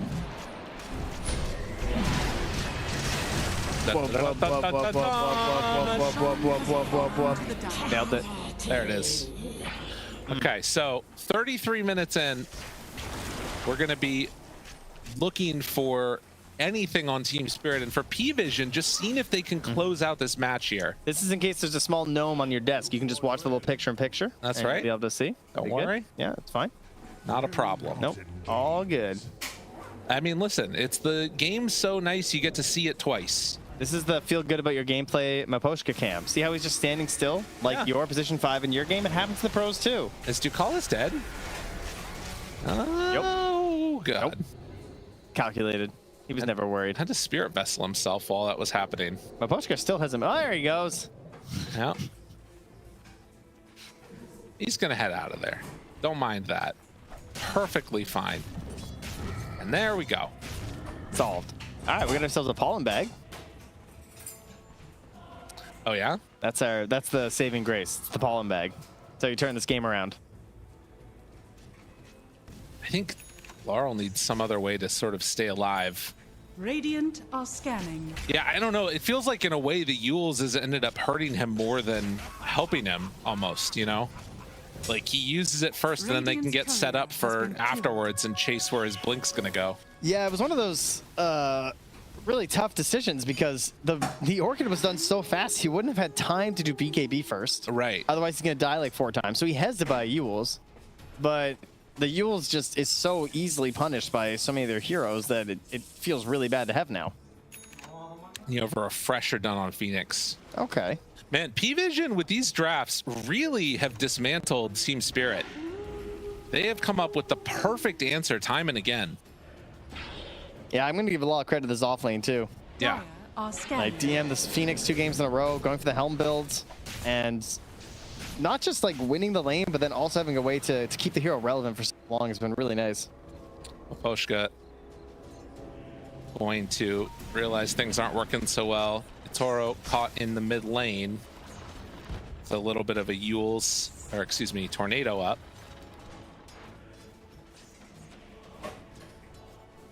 Poshka just playing around Yatoro's troll summoner here. If he can't back up the cores anymore, he'll just back up the cores creep. Ping. They know he's there. Collapse. And a 4-staff TP out. Oh, Now he in better mid. go mid, yeah. Could be an opportunity here. He does have Blinkbagger back up in 4. Jeez, I mean, that was with them spamming spells with these creeps, and they still just lose their tower. Jump forward call. Gets him with the bash. Now trying to follow. Blade Mail out. Big damage. Dead. Does have buyback. Don't want to use it. Icarus Dive hits everybody on Team Spirit. Radiant's middle And barracks. the ways that you fight this feel few and far between. Another Manta dodge of the Bushwhack coming in. Now they buy back on Collapse because they're going to get mega. Yeah, I mean, and this they is still can't Aegis. stop it. I mean, Brute's probably just going to come right back up. I mean, heal up a little bit. DM loses his creep here in a moment, most likely, but damage is done. And this is Alacrity Catapults. They can't kill him quick enough. They're going to take the rest of their X. They have to clip this. Holy. It's going down. They don't have a way to stop it. Radiant's top barracks. Full megas at 36 minutes without a fight. Toro caught outside his ulti, collapse, looking for the wraparound, jumps forward, calls, misses the call, but the Hex is there, and still they're going to keep Satanic alive. Toro cannot find a good target, gets Yule's Scepter lifted. There's the ice flow down. Laurel in trouble. DM with the big A connection. Satanic Stern starts to punch and kill off Yatoro. GG is called. P-Vision come in with the perfect answer after their woes of day number 1. That was actually ridiculous how much they just dominated Team Spirit. Both games. No one immediately. He's saying some stuff. Oh, yeah. He's like, this is how it's done. This is how we play Dota. Holy. Feeling it, man. That was wild. You know what that reminds me of? It's like back in the day when we used to have these like zoo drafts that would just end the game. That didn't happen anymore for a long period of time. Yeah. The answer is just buy.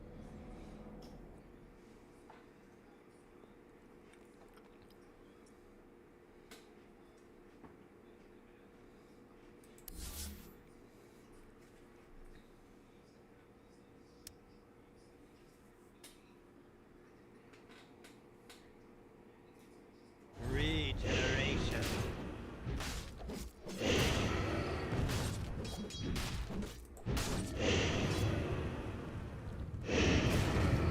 Fortune's change.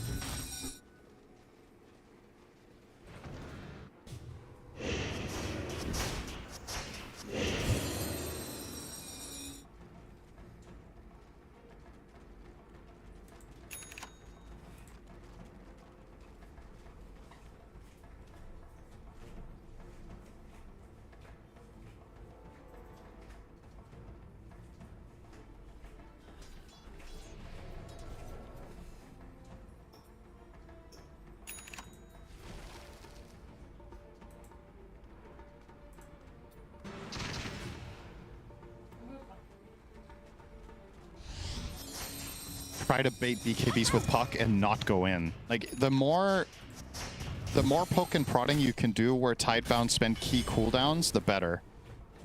Because the problem so far is they drop their recoil and Ame pops ult and just jumps in and starts hitting, but whoever he goes on just gets saved by a cart now, or the targets just aren't that easy. Which also begs the question, was this the right last pick, right? Like, considering they gave him so much space and time, I don't think they've got that much for their money except the tankiness out of the Sven. There were obviously a ton of different options to pick here in this spot. Chose the bad matchup into TA, looking at the bigger picture against the other heroes, but even against them, we haven't really got all that much out of the Sven. But you know, late game Sven, it just takes that one moment. Yeah. Just a single slip up with a 2-hero cleave, and you might just win the game off of it. Very true. We've seen it time and time again. Refresher on the way for him. No, very soon. just unfair. I mean, that'll be a big help. Are you not saving for buyback at this situation? Maybe. I personally think he should. Close call. Yeah, I would say save for buyback, but Refresher is without a doubt the right choice. You could discuss some like Bloodthorn or MKB against the TA Butterfly, but I think it's the wrong way of looking at the game. I don't think Sven is killing TA this game. I don't think it's his job. I think his job is to kill the supports, and if possible, bully Centaur out of the center of the fight so he can't just sit and spam double edge the whole fight. But yeah, TA is not his responsibility, really. Workhorse, you can't have two carts at the same time, Cinder, and I've tested this, unless this was changed recently, because it uses the same, like, that spell turns into the other spell to put somebody in. Right. So, the Refresher, it's basically, you have to layer it. Mm-hmm.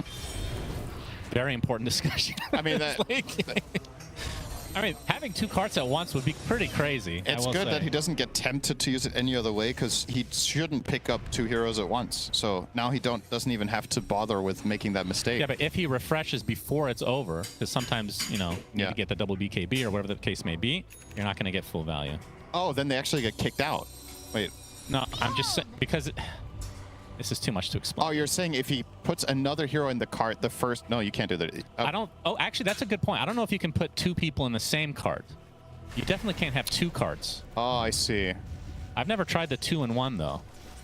Maybe we'll see it here. Let's take the whole family for a ride. Probably not, though. That sounds insane. I don't actually know how good that really is versus doing it twice in a row. Well, depending on the situation, yeah. Okay, big moment here. Extreme going for a smoke wraparound. Will they get a ward down? Y breaks it. Static Storm starts things out. The puck is taking tons of damage. The Mailbash is there. He's dead right off the bat. XM does have the buyback, though. Cart number 1 onto TA. XXX taking the most damage as a result of that. A-Blast flies in, just clipping Ame. He's trying to stick to a target, trying to run away now. Can't do much damage. He can't do anything. He just gets destroyed instead. XXX still standing his ground, but 3 buybacks from Extreme. 4th at the ready as well. 2 tombstones placed, as still the cart being used for Shiro to take out these tombstones in turn. Shin-Q pops out of the tombstone, didn't even realize he was there, and now Shiro will drop as a result. 3 buybacks for Tidebound. And Extreme trying to get out, but the Echo Stomp is there to finish off. Nothing to say. As XM, very low on HP, will walk away. Nothing to say actually does not have buyback, but obviously Extreme Gaming have no clue about this, but wow. I had no idea Jin-Q was in the tombstone that whole time. That is good stuff. There's almost no question that Tidebound didn't know that either. They just lost the... You cannot keep the overview of all this stuff in these late game I mean, the fights. tombstone, it looks different when somebody's inside of it. But... Yeah, I mean, sure, but... There's fireworks all around you, and I'm not talking the FY kind, you know? It's like, they are just trying to keep some sort of track of what's going on. That fight was horrible for Extreme to start. Puck died without getting anything off. Yeah. Ame blinks in, hits twice, turns his tail, and runs There's the only entire 2 fight. buybacks in the game right now. And it's a support on each side. Aeon disc on Sven. Oh my god, you're right. What the hell is that? He's had enough. Well, XXS doesn't want to let them take a Roche. Roche will belch to everyone's content. Goes back into the pit, and now this resets things. So Pango dead for 30. That's the big hero for Tidebound that they're missing. The carry of this game for the Dire is without a doubt Puck, right? You can tell in these fights. Sven is... Ame, he gets it. Static Storm placed right on top. His XXX gets a nice grab ally, avoiding all the damage as a result. Big Echo Stomp onto 2 as well as Ame comes with a harpoon, trying to do everything onto the CA, but there's the cart again. BKB on the TA, he is super safe. Coil is snapped onto the Centaur, gets the force on his XM, taking part of the damage, but Yundis for him, he's going to stay alive as a result. Melbash also going to be dodged. And XM will get away. Oh my god, the fast fingers. He did a millimeter jaunt to disjoint 1 TA attack, and then he assembled his disc. So they have 2 discs now. Yep. The one on Sven is such a rare sight. All right, this game has to go 60 minutes or I'm going to be super sad. Come on. Get these Helmet the Undyings. Are scanning. Okay, rare side is maybe an understatement. I don't think that's all time. I think that's TI, but yeah, for sure. Still, how often of all heroes to buy disc on, Sven has to be at the bottom of the barrel. It really is. This hero just wants to get in and fight, not. And the worst thing is, if this procs at an inopportune moment, you do no damage. So you need to be really, really careful. 57 minutes in, Extreme. Smoke number 25. You can see they're drawing on the mini-map. Oh, Shaman has Refresher. If they ever get set up to push with this, that's true. Double Big Snake, he's almost 25 as well. So the ward attacks an extra target will probably be his choice as well. Just more team fight damage. Yeah, you would think so. Better pushing. Man, what a sick game this is. Oh, yeah. Love me some late game. This is like watching a turbo game now. This is beautiful stuff. Yeah, I think you just take over the analysis from here on out. You're more familiar with this game state than I am. You agree with this percentage? 81, 19? No. Seems a little extreme, no pun intended. I do not agree with that. How this is going so far. This feels like a 60-40 to me right now. To me, it's a 50-50. It's a 50-50. So dead 50-50. Honestly, because it's... The reason I say that is that when you look at how the fights break out, the thing that is the most deciding factor is who gets the jump. And if you argue that the teams are equally good, and they have boy, well, equal opportunity, that's a big item. Okay. Divine Rapier for Shiro. Wait, what's his damage right now? 800. He hits for like 820. Basically, no buybacks in the game. There's a couple, or one. By a couple, I mean one. That's an American thing, of course. XXS. I mean, if you look at the win expectancy graph, I think it just gave up. It's just flatlined. Yeah, maybe. The graph is dead. This is a big jump. XXS gets off the BKB, gets off the flesh bomb. He's almost dead though. Has to use the tombstone, but dies. Comes back to life instantly. As XM coming to the BKB, he's already half HP. Even this does proc to get the shackle onto the TA. Ame just pounding into him. Can they get this Divine Rapier? The card comes out at the last moment to save the TA. Can they do the damage? They need to take out Ame instead. Indeed they can. No! The grab ally saves him again! Again and again, this tombstone is used as Shiro left all alone. Divine Rapier drops to the deck, but Ame dies right next to him. Nothing to say, right on top of Divine Rapier, completely ignoring it, fighting against an enormous zombie man, but he will drop in the end. 4 dead for Tidebound as XXS not sure what to do with the goddamn Divine Rapier. As Jin Q, give it to who is going to take it? Someone pick it up, please. Wait, don't tell me they didn't notice it. Right? Okay, Puck, of course they did. Puck is going. All right, that's a good choice. Okay, all right. What? That is... I think Pango was on 5% health for 20 seconds straight. Let's look at this replay. If they manage to kill off, nothing to say here. Look at him being stuck in this coil forever. Yeah, that is so now. He keeps he's ghost sceptered right now. Yeah. Ethereal barrier rolls through, more barrier, and then he gets this 2-hero swashbuckling. Look at how big his barrier is, by the way. It's enormous. And then this swash. Radiant's top tower is under attack. Radiant's top tower. Yeah, how did he stay alive that long? That is insane. Middle barracks has fallen. Unreal. So while this is happening, by the way, Extreme takes the mid lane. They're gonna get mega creeps. Sven up down for 50 seconds, but still 4 dead for Tidebound. Can they actually finish this game before the buy? I mean, there's a 1 buyback available for the Pango, though. Lots of damage being applied. 2 siege units there as well to help out their cause. And XM will take the first tier 4. They're going to have to buy back. His fortification comes out on just the lone tier 4 tower. No buyback needed. Tower is under attack. All right, so this is going to be a full reset, but now it is mega creeps against you. And you talked about the Rasta, Cinder, and with that refresher, any kind of opening, and it's just GG. Yeah, it feels like if he gets in there and drops 2 snakes and they stun TA, they win. Yeah. They don't even need to kill any heroes.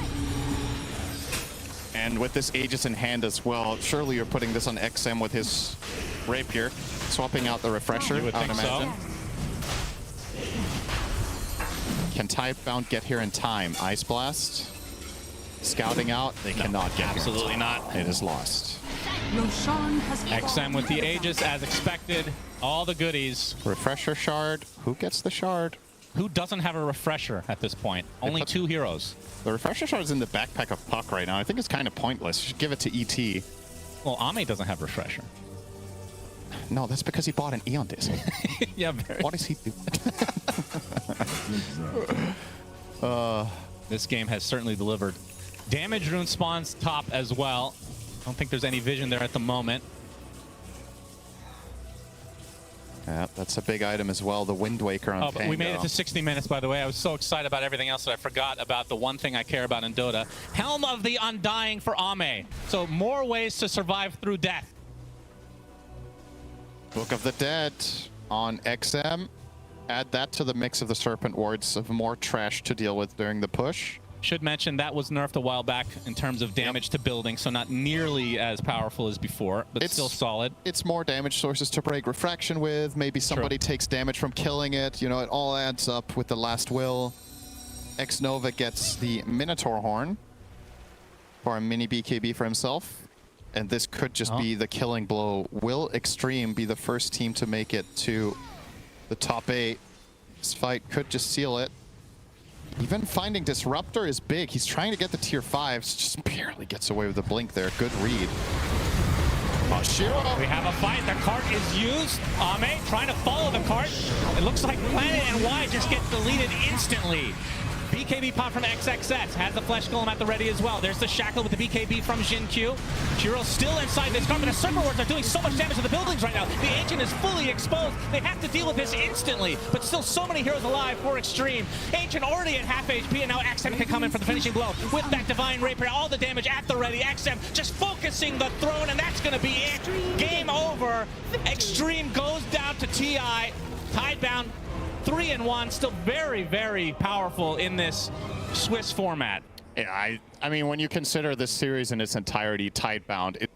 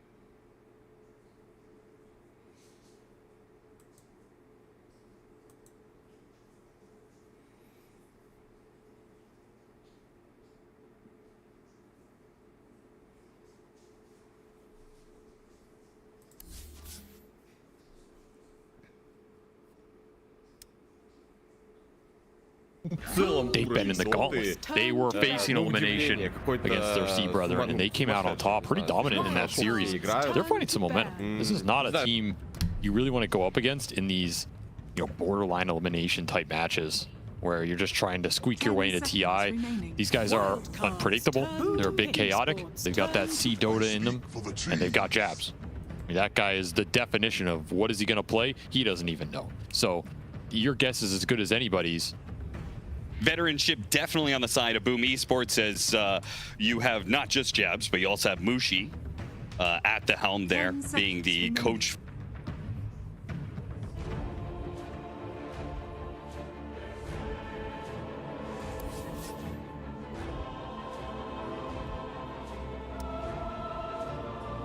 Lane hours and the entirety of Wildcard combined. Yes. Oh, yeah. Easily. Yeah, there's probably a lot of players that say that.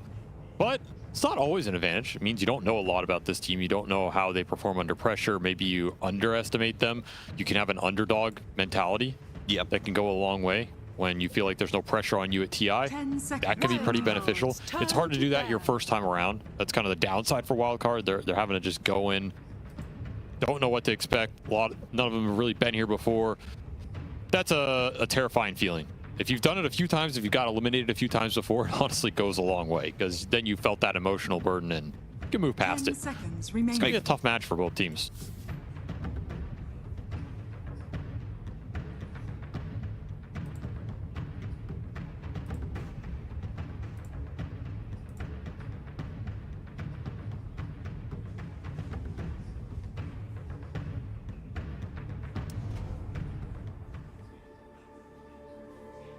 Five seconds remaining.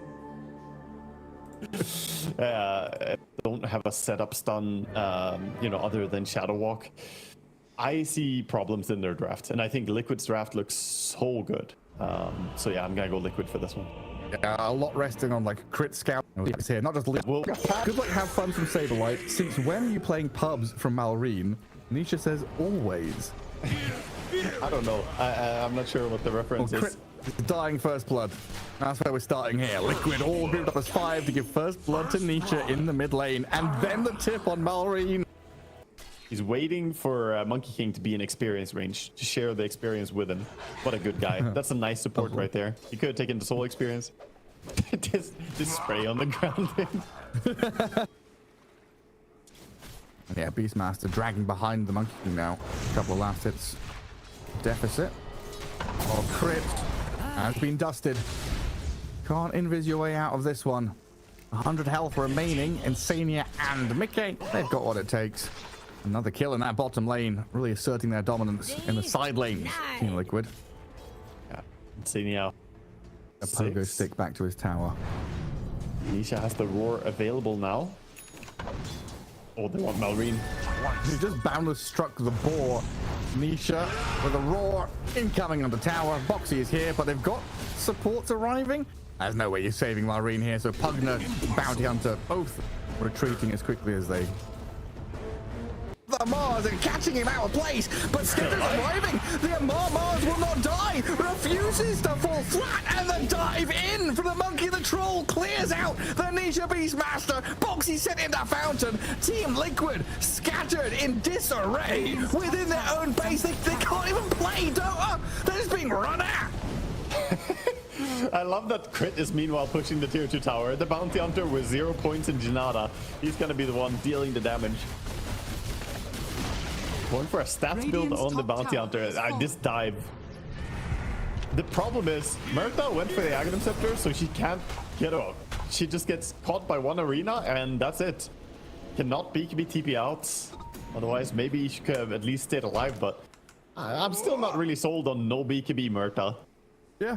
It feels like BKB plus ulti is this instant hunting, looking for them. Even making the monkey in this Mickey. Again.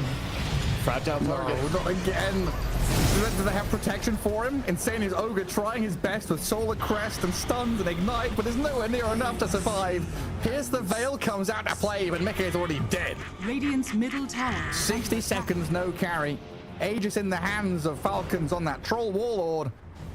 And high ground about to be breached on multiple fronts. Radiant's bottom tower is under attack. Could have had a BKB. Could have, yes. Dire's structures are fought. Master, 70 seconds without him, probably going to have to pop it. But a tough call when there's 40 without your Muerta, your Ogre, and Mega Creeps are coming to get the Mars and the Monkey King here in position. The calling drop, the Skitter BKB is up though, and he goes straight for the throne, looking to finish this game off with a refresher going. He's got multiple BKB battle trances to just hit the building over and over again. Will die now though. Aegis gone, but in goes Malrine with Wukong's command, and the throne exposed, gonna get pummeled and finished off by Falcons as they turn to close out the series. A 2-0 victory over Liquid, continuing their sparkling form and run against the Liquid side. Falcons are just playing so good, man. Like, that started.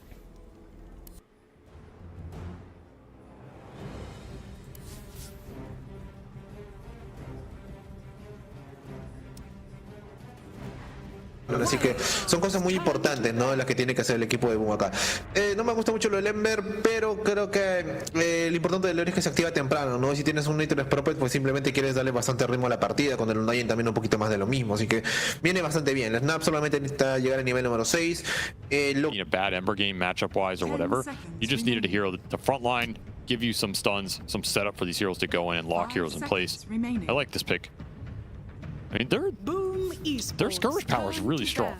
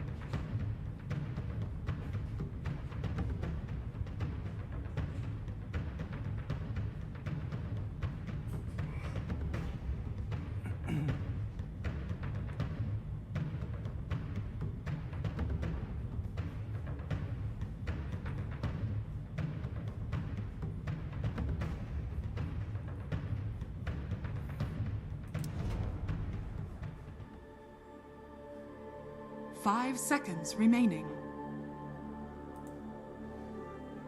P-Vision just lost. Wouldn't he say that he was going to go bald before TI? Well, he certainly didn't. I know. What the heck was that? Maybe he has to reach his MMR goal for it. What it was. That's, I think, what's going on. He's got a flow.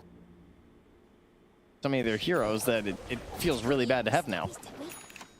You know, for a fresher done on Phoenix. Okay. Man, P-Vision with... What's with them spamming spells with these creeps and they still just lose their tower? Jump forward call. Gets him with the bash. Now trying to follow. Blade Mail out. Big damage. Dead.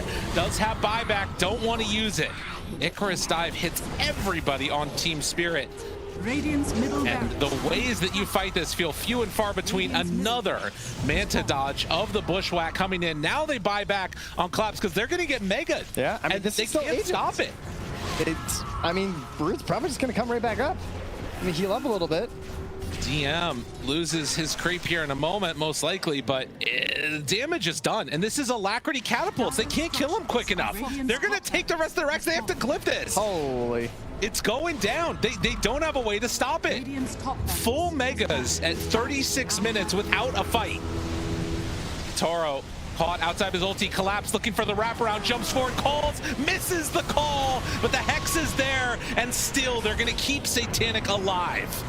Toro cannot find a good target, gets Yule Scepter lifted. There's the ice flow down. Laurel in trouble. DM with the big egg connection. Satanic Stern starts to punch and kill off Yatoro. GG is called. P-Vision come in with the perfect answer after their woes of day number 1. That was actually ridiculous how much they just dominated Team Spirit. Both games. No one immediately. He's saying some stuff. Oh, yeah.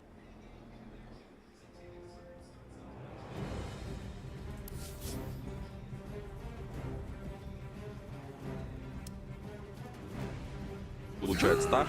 Хеликантроп, Undying, Фуриону, у них такая есть слабость, что они... Нет у них такого нормального, полноценного стана. Тут еще Тимбер очень крутой, кстати. Просто...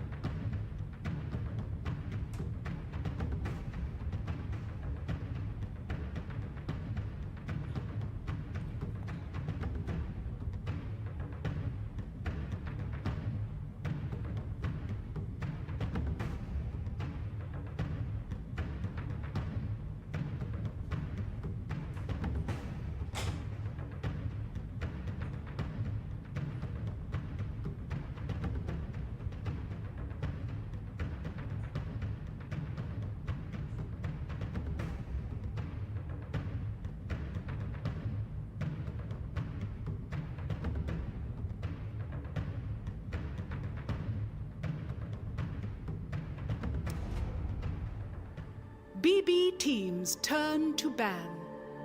Aurora Gaming's Like Aurora, turn with the to right ban. kind of draft, we just need them to play around with their earlier spike more. Because we saw that potential in game 1.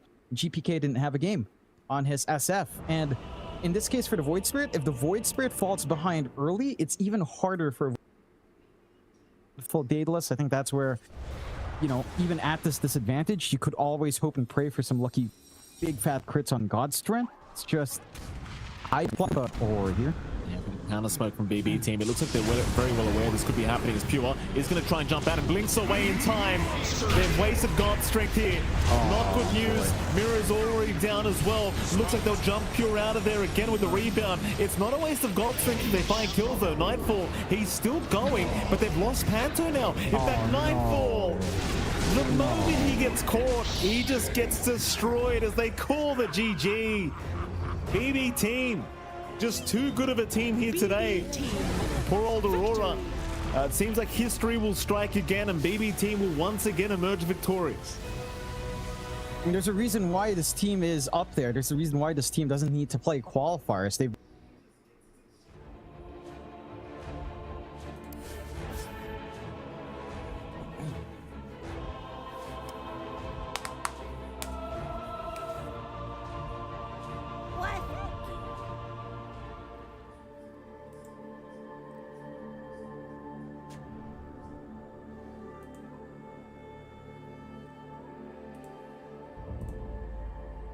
Rest easy, child. Are ruthless for these regions, so it's gonna be a sad day for one of these teams relative to their fan base, but you just don't want to be the unlucky one. I was about to say, are there any NA fans left? 30 seconds. Yeah, I met the one outside. Oh yeah? Yeah, he's doing great. He's still there. I'm sure somewhere Arteezy's watching, you know. He's rooting him on. I'm sure he's listening to the cast right now. Somewhere Bulb was watching. Going, how did I not gatekeep these guys? It's a joke. I swear it's a joke. He did not like that joke. True NA fans did like that joke. Early cogs, Tim's trying to take the bounty rune, but speed is too quick for him. Got the last hit. A deny on another bounty rune there from Fade using the Wolves. So it's a 2-for-1 exchange, and they got a little bit of cog bounty gold in there as well. So an extra 10 gold for them. Congratulations. Take the shots, put them to good use. A little extra net worth for the Snapfire going in the lane phase. 2 CS, he leads the charts, Austin. He does. Look at that. Indeed. What a monster. See how much Armel can extract from this mid lane. We saw him do some work in the lane phase with the Void Spirit. I think he's also a player that picks up some speed as the tournament goes on. Like, he starts out a little slow, but then once he starts figuring out the heroes he wants to play, his laning improves a little bit. He can be a beast in this mid lane. And I talked about it in the draft, the RCY, this is the guy for this team that has to have a good game. When he has a good game, Wildcard can cook. They can absolutely cook some good teams. I mean, when we were covering the NA DPC a number of, was it how many years ago was that? 2-3 years ago?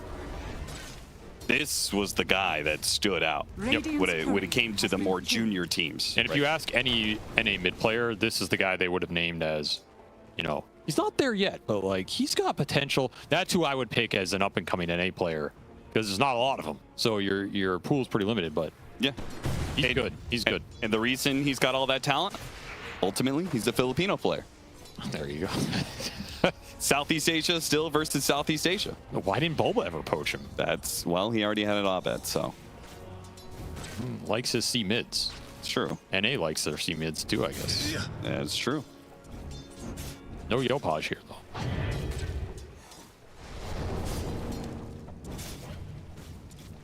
Early CS advantage for RCY.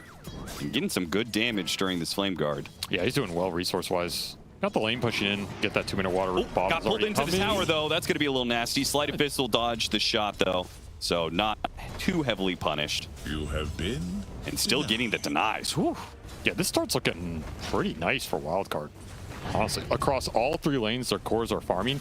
And this is the start you want with this lineup. Range creep deny. That's one of those denies you can't get unless Armel is fishing to be, or to get the last hit after RCY goes for the deny. So that was kind of like a lose-lose scenario for Armel. and he ended up with the worst outcome. Are you saying he's choking? I mean, a little bit. I'm not saying, like, legitimately, you like, it's better not to go for that CS and just let the tower get that kill, because, you know, otherwise, lost experience, that hurts in a mid matchup. Tim's trying to be a nuisance with these cogs. I would also think about the Undying rotation. I think Speed really likes to make these gate rotations. He's a big fan of this hero in general. Ooh, Tim's. And this is a hero you can do it on, particularly when you have the safe lane Furion, who can also rotate. If you go through the gate with the Undying, you can just 4v2 that safe lane. Yeah. Even kill the guy who comes in on top of it with like Tombstone plus the TP in. That move could be really deadly for Boom. That's the biggest move in this early game that you have to think about here. Did they make the entrance to the Lotus Pool wider? I think so. I think so, right? Because there was this meta where the first one would get there, would body block out the entrance, but now we're seeing that's not possible. I mean, I was playing around with it in lobby, and it doesn't seem like you can do it anymore. I like that change, just because it feels like you probably shouldn't be able to just, you know, first one in there just gets to body block out the entrance. Gimmicky. It's a little cheesy.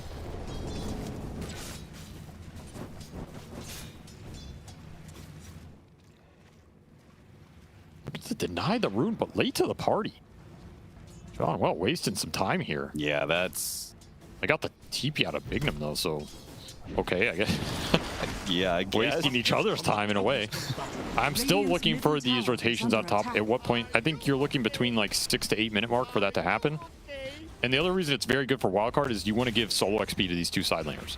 You want the Lycan and the Furion to get as much solo XP or extra XP from kills that you can. Yeah. That's what's most important. Like, CS is great here. They're CSing completely fine, but if these heroes get early level 6 to 9 territory fast this game, the Ember also really loves that, but he's going to get it by default. That's when this lineup comes online. That's when the lane shove will start cooking. Yeah, level 6 represents a huge threat for both the side lanes, right? Nature's Prophet, having that global presence, speed. Ooh, gets off a really good decay on the two of them. It's not going to be enough health, and that'll be first blood for Jabs. And lingered up in this lane, just got chipped down. I guess that's one way to give the Furion solo XP. Just give away first blood. Oh, double wolf kill. That double wolf. Bad. I know, that cosmetic makes it look like Beastmaster really boars. I was really with you on the side lane rotation, right? Because Yamson can teleport and then Speed can go through the gate. Like, this lane pushes forward for Boom's safe lane. You get an Undying wrap in from behind, a Tombstone drop on a Templar Assassin. Nature's Prophet teleports in, so you can't even run away very easily. Feel like that is a guaranteed kill, at least on one hero. The one issue Wildcard are going to run into with moves like that is, one, you can glimpse somebody out. Furion TP in, you glimpse them out, can be problematic. Sure. 2, you lack stuns this game. You have to be aware of where your stuns go, or people are just going to TP out on you. Like, you have Lycan, Furion, Undying, yeah, you are just rocking the cookie. That's it. Yep. It's cookie and chains and... Yeah. So... Boom could easily just TP out of these plays. They have Glimpse, they have Solar Guardian. Here comes that cookie, trying to secure the power rune. Does not get it, but does get a lot of damage on John. Well, he will be bursted down as Yamson comes over. Got his courier? Does get the courier on top of that one. Tims will protect the rune, so Armel can make his way to the amp damage. A little bit surprised that Boom fought that the way they did, just because that Nature's Prophet, like, he's going to add an extra hero. If you want to contest these runes, I feel like you kind of got to stack one side. Or have Solar Guardian available. Sure. On. That'll make a big difference. Yeah. You kind of have to just force this Furion to TP, though. Speed gets off the Tombstone, but he's in trouble again. Another decay is coming up in a second. Jabs not sure if he wants to kill the Tombstone or the hero glimpse back, and that will finish him off. Zombies are out in force, but not enough for Yamson to really chase anything down. Oh, they're looking for Yamson. Oh, and Tims is going to maybe catch him from behind. Speed is already back into play, though, thanks to his innate. Yeah, but he has no Tombstone right now. It's just not a threat on the map. Sure. They got it now. They're going to bring him down. This is a massive find for Tims. Sprout for the extra HP, a little bit of heal. He's trying to make his way out, but it's just not enough. The damage over time between the two supports gets the kill. The glimpse back. That will not save Tims' life. Free TP back to lane, if anything. Yeah. Quick kill and out. Really nice. He actually got a ton of experience for that. I don't know if he was there long enough for the experience on the kill. Okay, and he got the wisdom. Yeah, super nice for Bignum. I mean, that's like, tip your Uber driver. Just sent you straight home. Free trip. unfortunately, his experience is not... It doesn't look that good, despite... like, he's still lower level than the Disruptor. Or lower experience, anyway. Spawn lane was pretty tough for Wildcard. Boom played it pretty well around this TA. Not the easiest lane. They got a bunch of wolf kills. A lot of the XP did go to Fade here, which I think is more important. You'd rather have early level 6s on these side laners than your supports high level in this game. The Wildcard supports do not need a lot, whereas the Boom supports would love some extra experience to get these ults going. This would be a nice pickup for RCY. Tim's just overextended in the jungle. You got to respect the Ember skirmish power of this game. As little lockdown as Wildcard had, you don't have the best lockdown for this Ember until Static Storm is online. There's no real threat on him just running around the map. Yeah. And you have Snapfire to give you a little extra, you know, minus armor, oomph. You have Howl. This is an Ember Sleight of Fist that can go pretty ham if all Lycan is pretty tanky in these early levels. They're going to pop the Dawnbreaker ultimate, but Fade's already level 6. He pops it immediately on the first side of Armel and jumps away. Yeah, that was not a play that was going to work. Yeah, I feel like that was inherently a tough one. Also, that is not the guy I want to use the first Solar Guardian on. Like, I think that was just kind of a forced play. They're sitting there, we may as well go for it. But ideally, I want to use the Solar Guardian to kill the Furion or some sort of Power Rune skirmish or something like this. Is ours. I'm not thinking I got to shut down the Lycan right now. Yeah, it's one of those, like, clockwork. I might get him anyway. Yeah, I guess so. They got the ultimate out of him and go right back to it. Oh, that's super nice. All right. Just not reading that play. And Jackie, he is getting big now. Extra wolf kills, a Lycan kill. He's going to lane his tower almost level 8. TA. I will say one thing about that play initially. They get the kill eventually by going back to it, but it also just getting the ult out of the Lycan feels pretty good for Jackie. Oh, yeah. He can lane longer, and it does seem to be Boom's MO of putting, you know, funneling a lot of resources into Jackie. I don't mind them making the poke plays to get a reaction out of Wildcard to then make an actual play. I think that's totally fine because Wildcard has some good reactionary ability with Ember Furion. Just to be careful about what resources you commit. Armel getting chunked down here. He's got the steps, so should be okay. But probably a trip back to Fountain, or he's going to rely on a Clarity. I mean, again, you really got to be careful in these skirmishes. You get hit by the Snapfire shots plus a Howl. That Sleight of Fist is like borderline pure damage. Oh, yeah, that's a good point. And it's not an easy thing to see. Visibility. But nice little recovery. It was a solid early start for Wildcard. Boom recovered it now. Looking fine position. They shut this Lycan down pretty hard. It's going to be slow Helm of Dawn or any sort of map pressure coming out from him. RCY is probably going to walk into the Sentry here, but he's already pinged out. They have some sort of vision, he thinks. I mean, he doesn't have a lot to play with unless you have Wrath of Nature or Kisses up. It's kind of what you're looking at here, and you almost have that up. So a kill would secure it. You can find something around the map. Not the fastest Ember game. No. But you kind of expected it with the draft, I think. Yeah, 100%. As you said, the pressure is more on Boom to make sure that they're getting the kills and taking these lane shovers out of the map. Another rotation from this Ember Spirit. Ember Spirit going top to mid to bottom here. Really wants to find a kill somewhere out of all this. The Wolves are only going to help for a second here. Oh, missed shot there from Big Nup. That's going to cost them big time. That little extra damage may make the difference. As now the Donald is going to come in. Solar Guardian, that's going to take out Big Nup rather easily. And the Ember Spirit of RCY simply doesn't have the damage. The two supports are going to be left behind here in Fade. He can only do so much.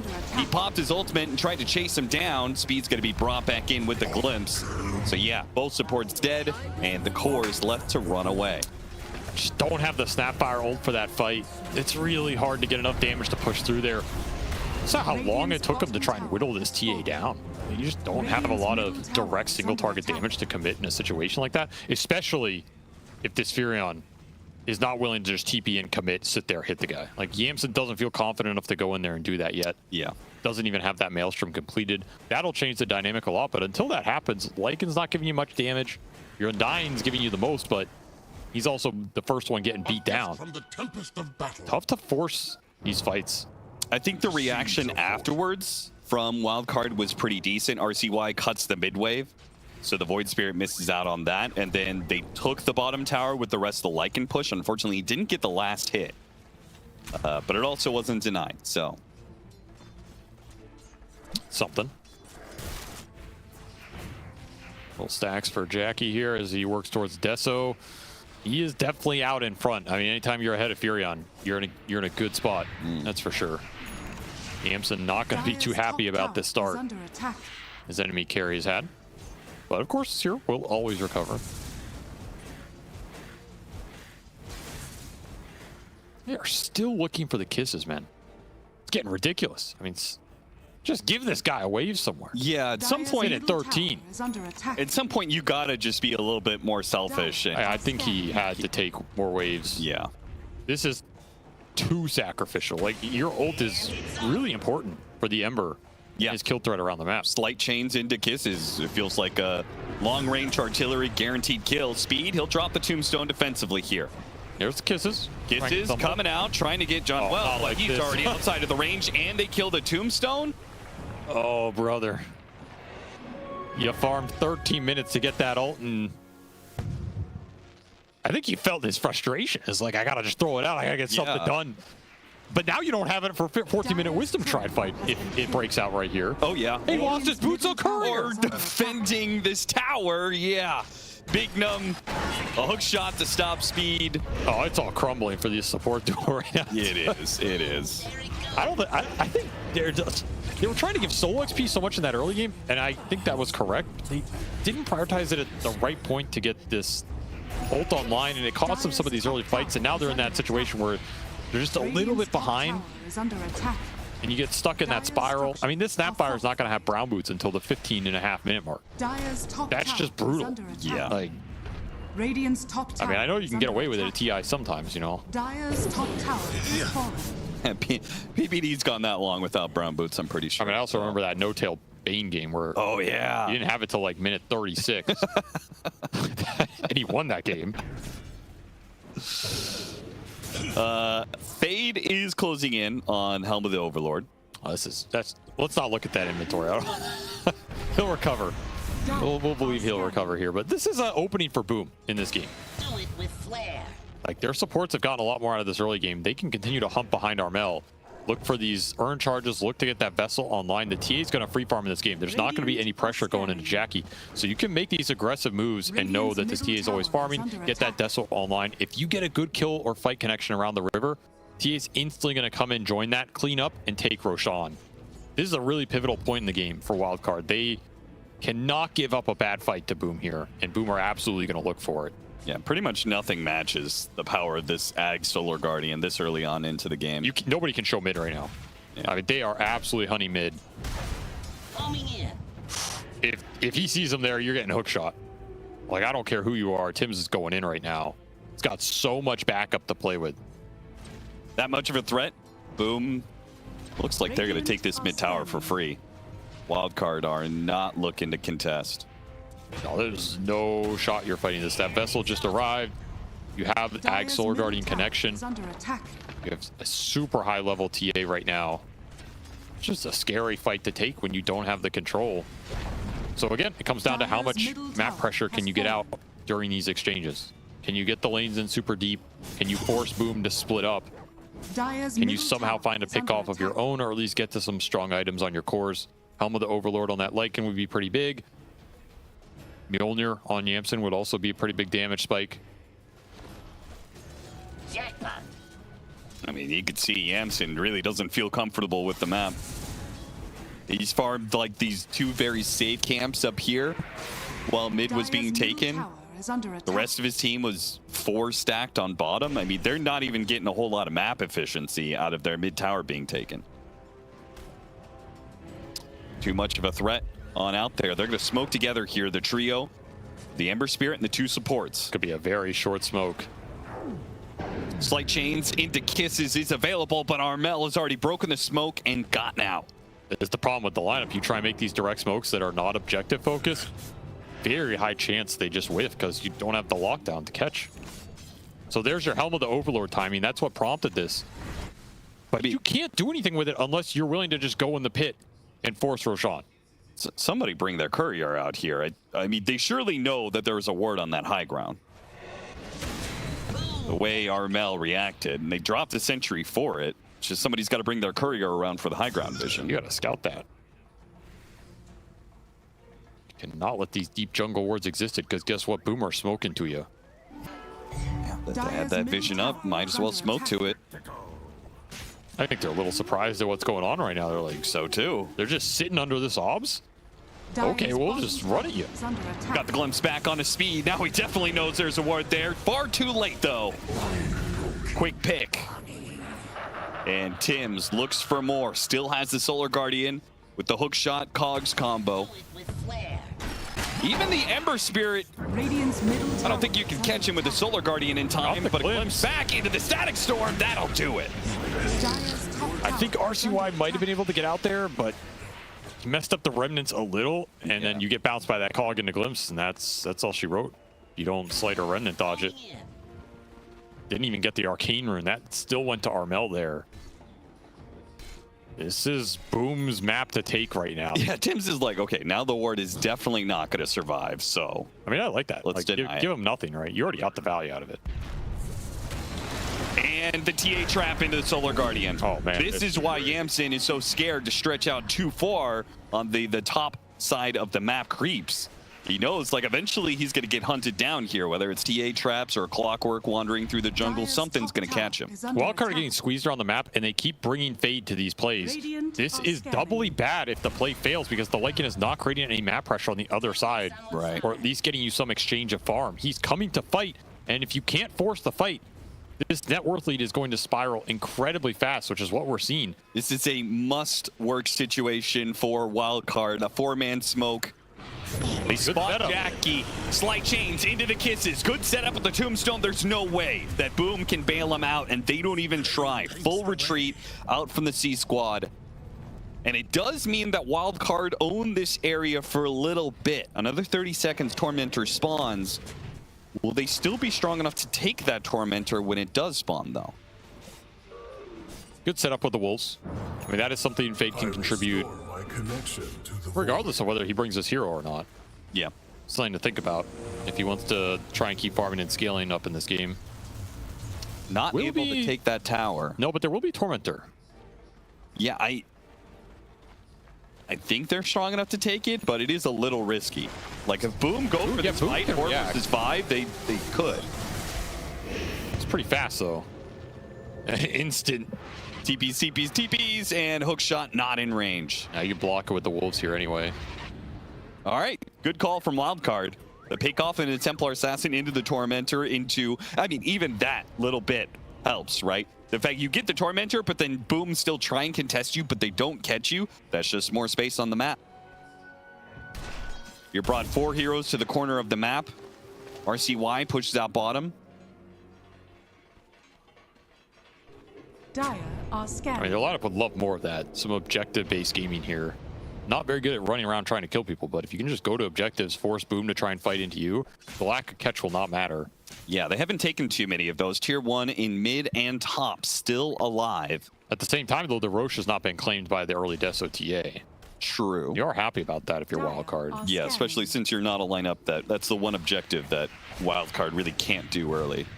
And getting that kill on Jackie was huge because he's so high level. Like, so much experience to bring this guy down. He's already almost level 18.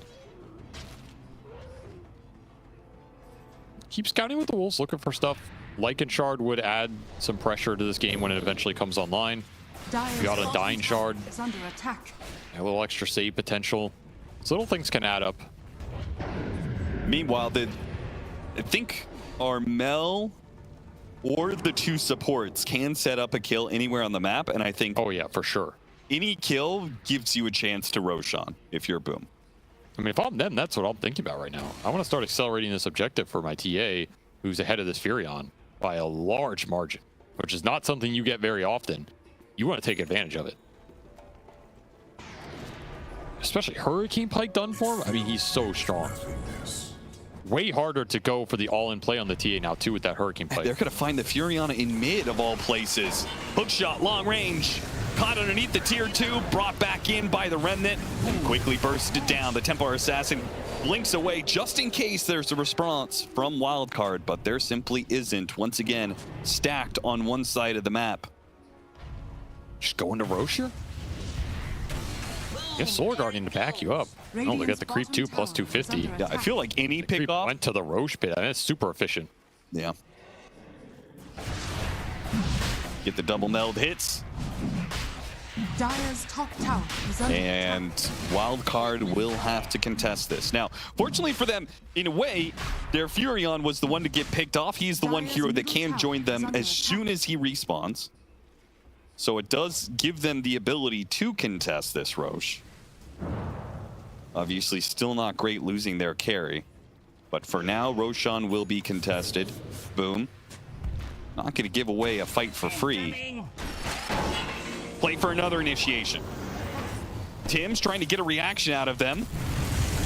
Static Storm, though, on RCY. RCY now with a Solar Guardian on top of that one with an Aghanims. Yeah, it's too much damage. Looks like Speed tried to bail him out there with the Shard. Couldn't get it. Only got himself inside of the Tombstone. The Tombstone's still alive for a while, though. They got to finish this off. Armel, he lives for a while. Just too tanky. They really are. They got some of these heroes down to half HP, but Wildcard have now run out of spells, and boom, run them down straight into a tier 2. Roshan free for the taking when they want to. Boom. I mean, this is them just running Wildcard over in game 1. These team fights just look too easy. They have more control, more initiation. They have sustain off the Dawnbreaker, so you can't really poke them down. Armel is just having way too good of a start compared to RCY, who's has the front line, but he can't front line without a BKB in this game. You just get locked down. Tombstone save was a great idea, but Static Storm makes that pretty difficult to execute. And AC already done for jabs. Your minus armor is kind of out the window already. I feel like that Sentence archetype could have fit for any core, you know? Because I also feel jabs way too good of a start in this game. Had that early Aghanim Scepter. The Templar Assassin way too good of a start in this game. Had a massive net worth lead over the Furion for much of this game. I was just not super sold in the Lycan pick, and I think we're seeing some of the reasons why. He can't enter the fight and have direct impact against this lineup if they're ahead. And you can kind of rat the map a little, but they also have heroes to back up dealing with that split push pressure because you have the Solar Guardian. As you said, they have good heroes to hunt down pickoffs. Yeah, Glimpse, they have Hookshot, Cogs. There's another defensive ult. Dire's bottom tower is under attack. The wolf is not at the door, man. The wolf's at the back door. He's running away the whole game. He's clawing at the door. Let me out. Get me out of here. He still can't get out. It's like, he's dead. Oh, man. Yeah, he has been leashed. I'm telling you, Clock Disruptor is not a great support duo for this hero to fight in. No, it's not. It's not fun at all. Is under attack. Never refuse gold. 4 minutes left on this Aegis. A lot of time for Jackie to go to work, and they are going to go to work. He already has the BKB. Usually the timing is like, oh, when the Aegis expires, he'll have BKB. Now he's already got it. He's already got it and working towards MKB next. Yeah, this is just surgical right now. Getting everything they want. They got to get a pick off somewhere in this. Oh, no, Jeff's getting out. Lack of stuns. Solar Guardian is free when all there is a cookie. Cookie's going to take way too long, and Ag Solar Guardian is quick. Tower is under attack. Well, there is no Guardian if they hang around here. You do have BKB on the Ember, so you do have your frontliner who can guarantee a little catch. Dire's middle tower is under attack. Who needs Solar Guardian, though, if your Dawnbreaker's just going to stick around with the team? Radiant's top tower has fallen. Fair point. Stay behind Jackie as Jackie goes to work on buildings. 17-4, 16,000 net worth lead, and soon to be a Rax advantage. RCY trying to go for the deny on the building.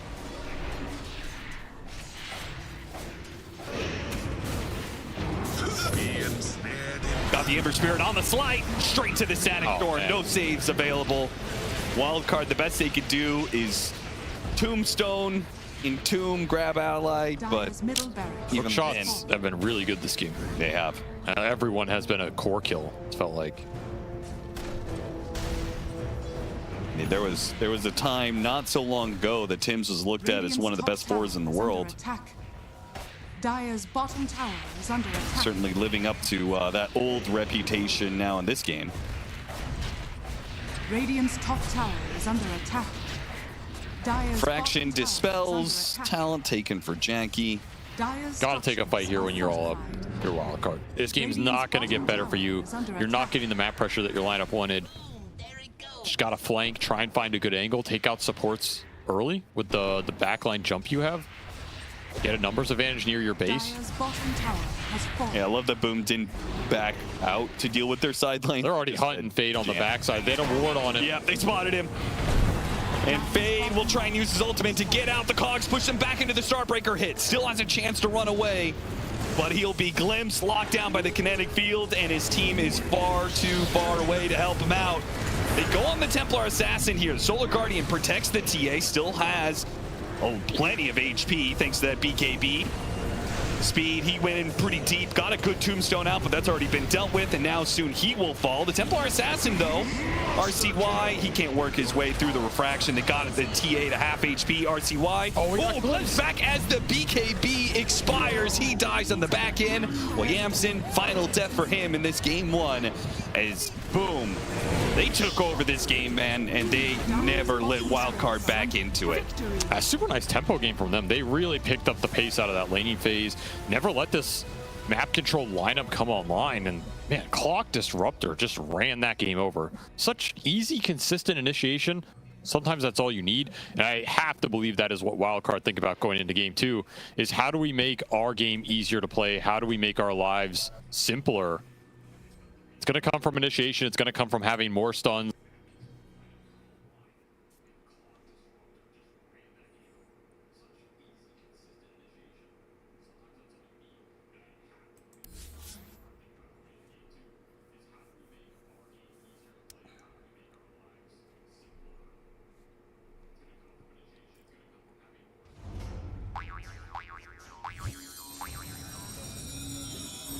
Radiant's top tower is under attack.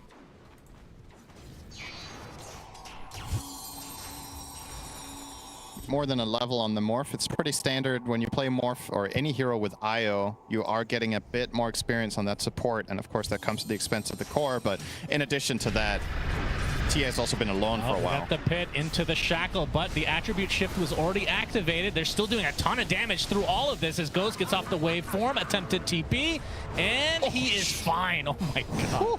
That was as close as it gets. Yep.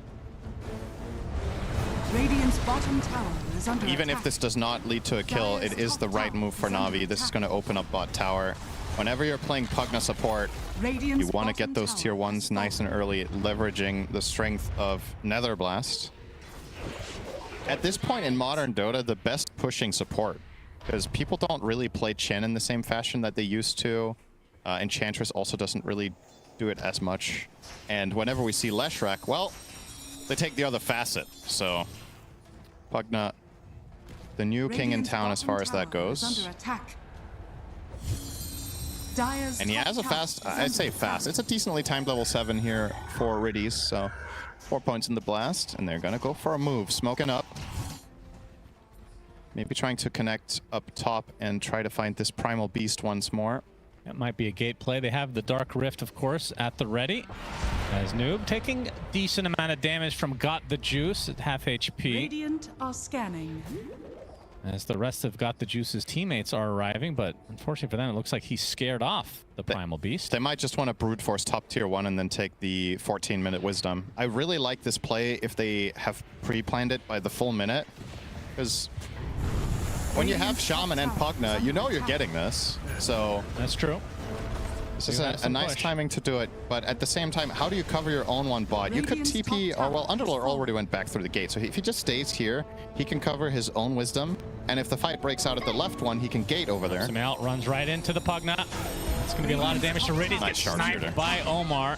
Very nicely done, and here the snap. And it's going to be the death of Zayats as well. So both supports from Na'Vi taken out pretty swiftly. Oh, this could be does more. hit. Got the Juice in a bit of peril. TP's coming to his support as Noob try to apply some pressures. Niku shows up as a tree, and that's going to force the rest of NGX on the retreat. And Niku continue with the right click. Jingu Sex almost up. PMA shows up as well. Doesn't have too much at his disposal right now as there's the bushwhack. There's a lot of damage being applied to the Monkey King now, and the Pulverize to follow. Can't get off the balance strike. Niku drops to the deck as Sumail gets credit for that one. Noob, is he actually going to survive through this? Might be the case. Gets a big trample. But the heals coming up from the Pugna as TA continuing to take damage from Sumail. Gets up the waning rip, but it's not enough quite yet. GH continuing the pressure, but still the snipe does hit the Pugna instead of the TA as PMA gonna get gone on out by Sumail and GH. Riddy's extremely low. The Firestorm just clips him. It looks like he's gonna heal through it. So all of that, was it only one kill? Okay, never mind. That's right, they died at the beginning. GH is so good at IO, man. It's like, is under attack. it's the little things. If you just watch how he constantly repositions and navigates the fight with his hero, he barely took damage in that entire exchange. Just really a masterclass in how to play this hero. Of course, he is bronze tier on IO. I guess he's Dota Plus inspired. Can't afford it, I guess.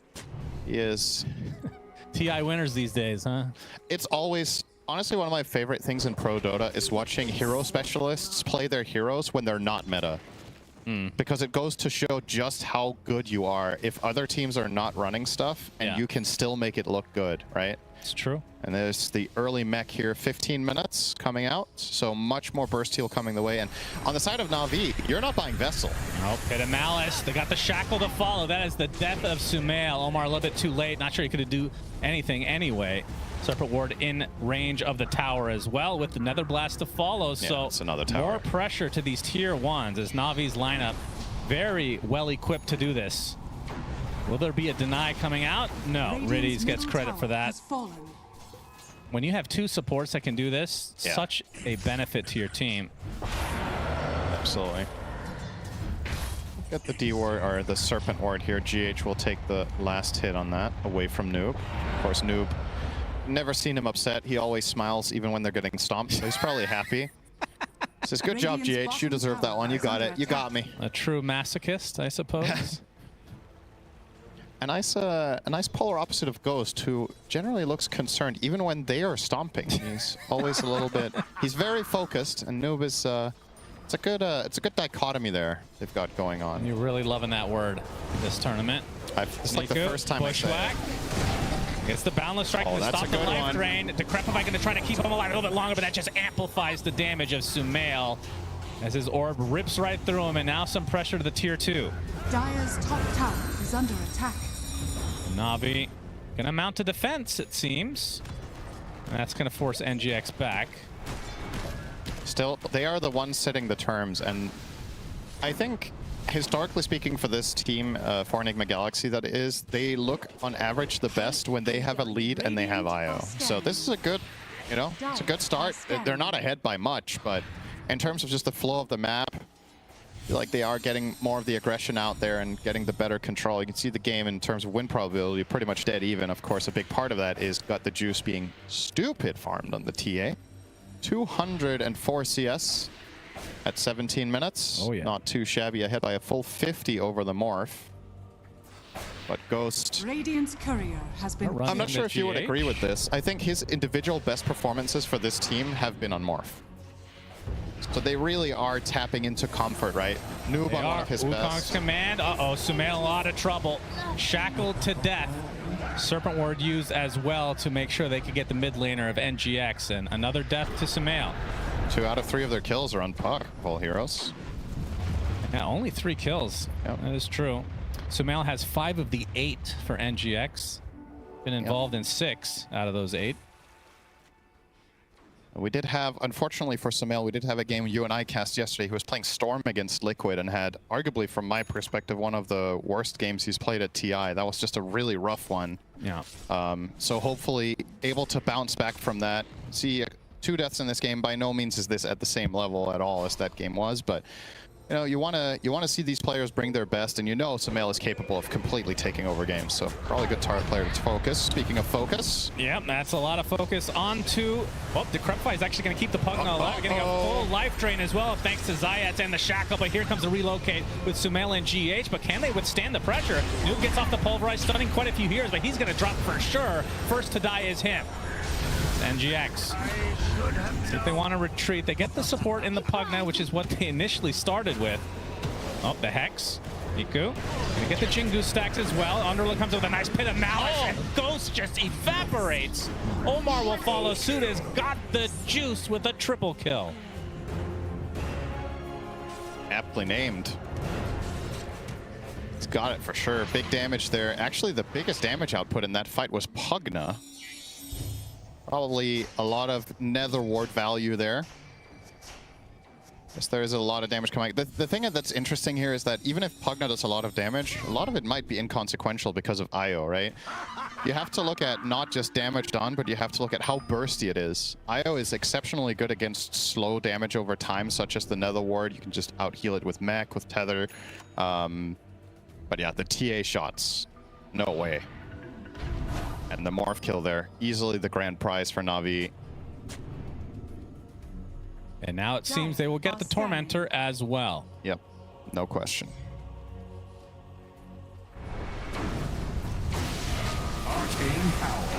And I would argue this is a really important phase of the game for Enigma Galaxy to do well in these fights. When you itemize Crimson Guard on Primal Beast, you're delaying the timing of your hero to be like a teamfight monster.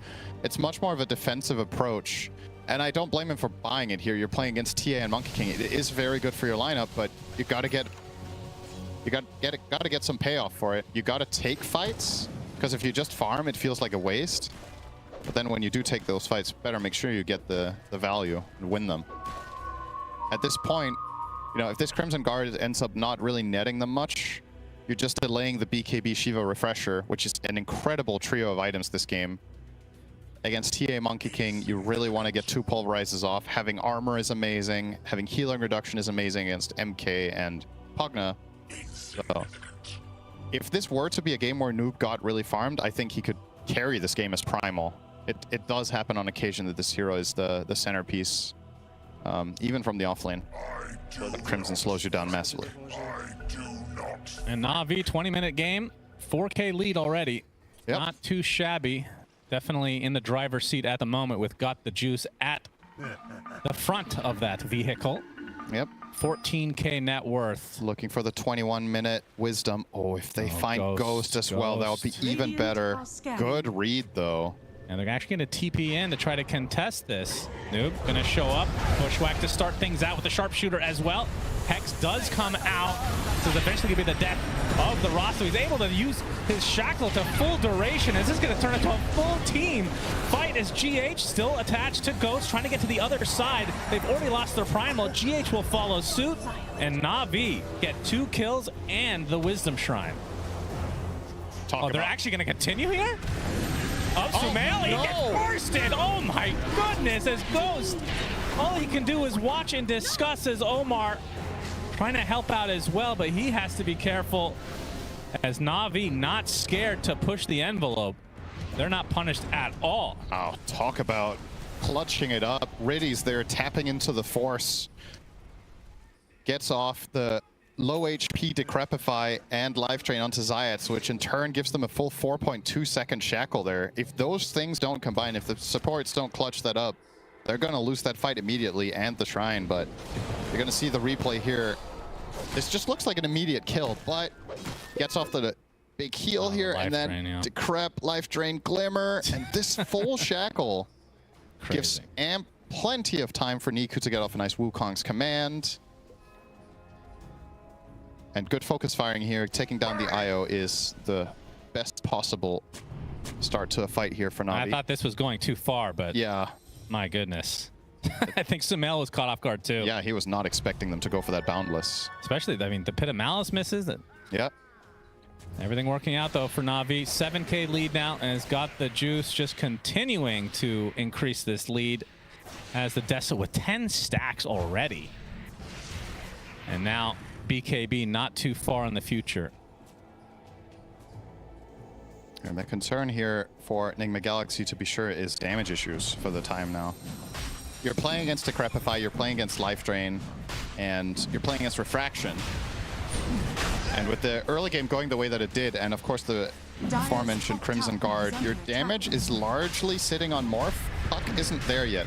Puck has like a really interesting damage graph where you get Witchblade and you're one of the strongest heroes on the map for like 5 to 10 minutes.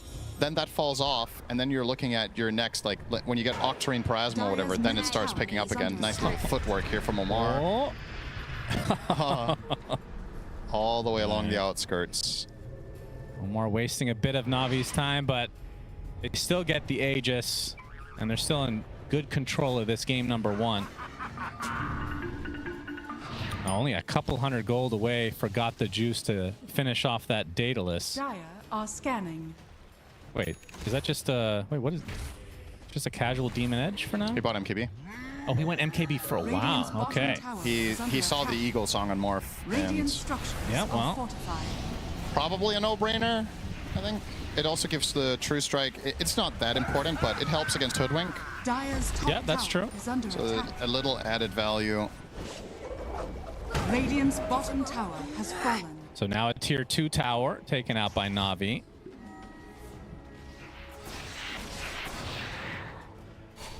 Yeah, they seem very comfortable. They're even going to start knocking on the front door here.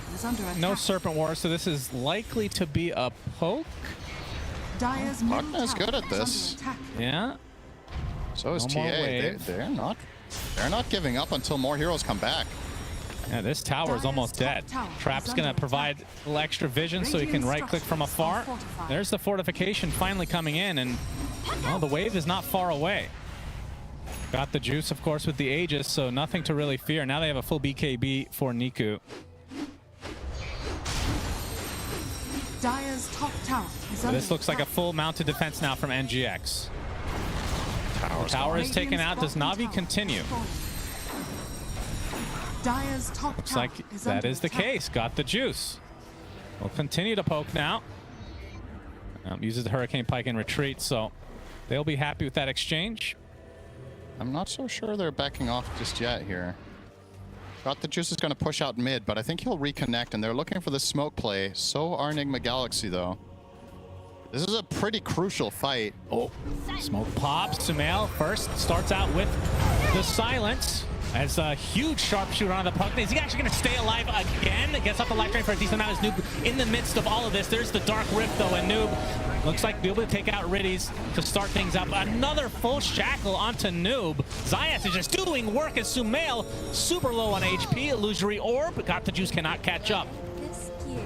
We'll have to be happy with the 1-for-1 exchange. It's still a support for a core. But Zayas has just been completely dominating on this roster. Yeah, now that he has the Aether Lens, it's even easier. That was a really long-range shackle, so it can keep a much better positioning. He even picked the Tumbler's Toy with cast range as well. So he has an extra 350 on the cast range. I mean, the fights are starting on his head, and both him and the Pugna, they survive for so much longer than it seems like it's going to be the case. As Shiva's now online for PMA.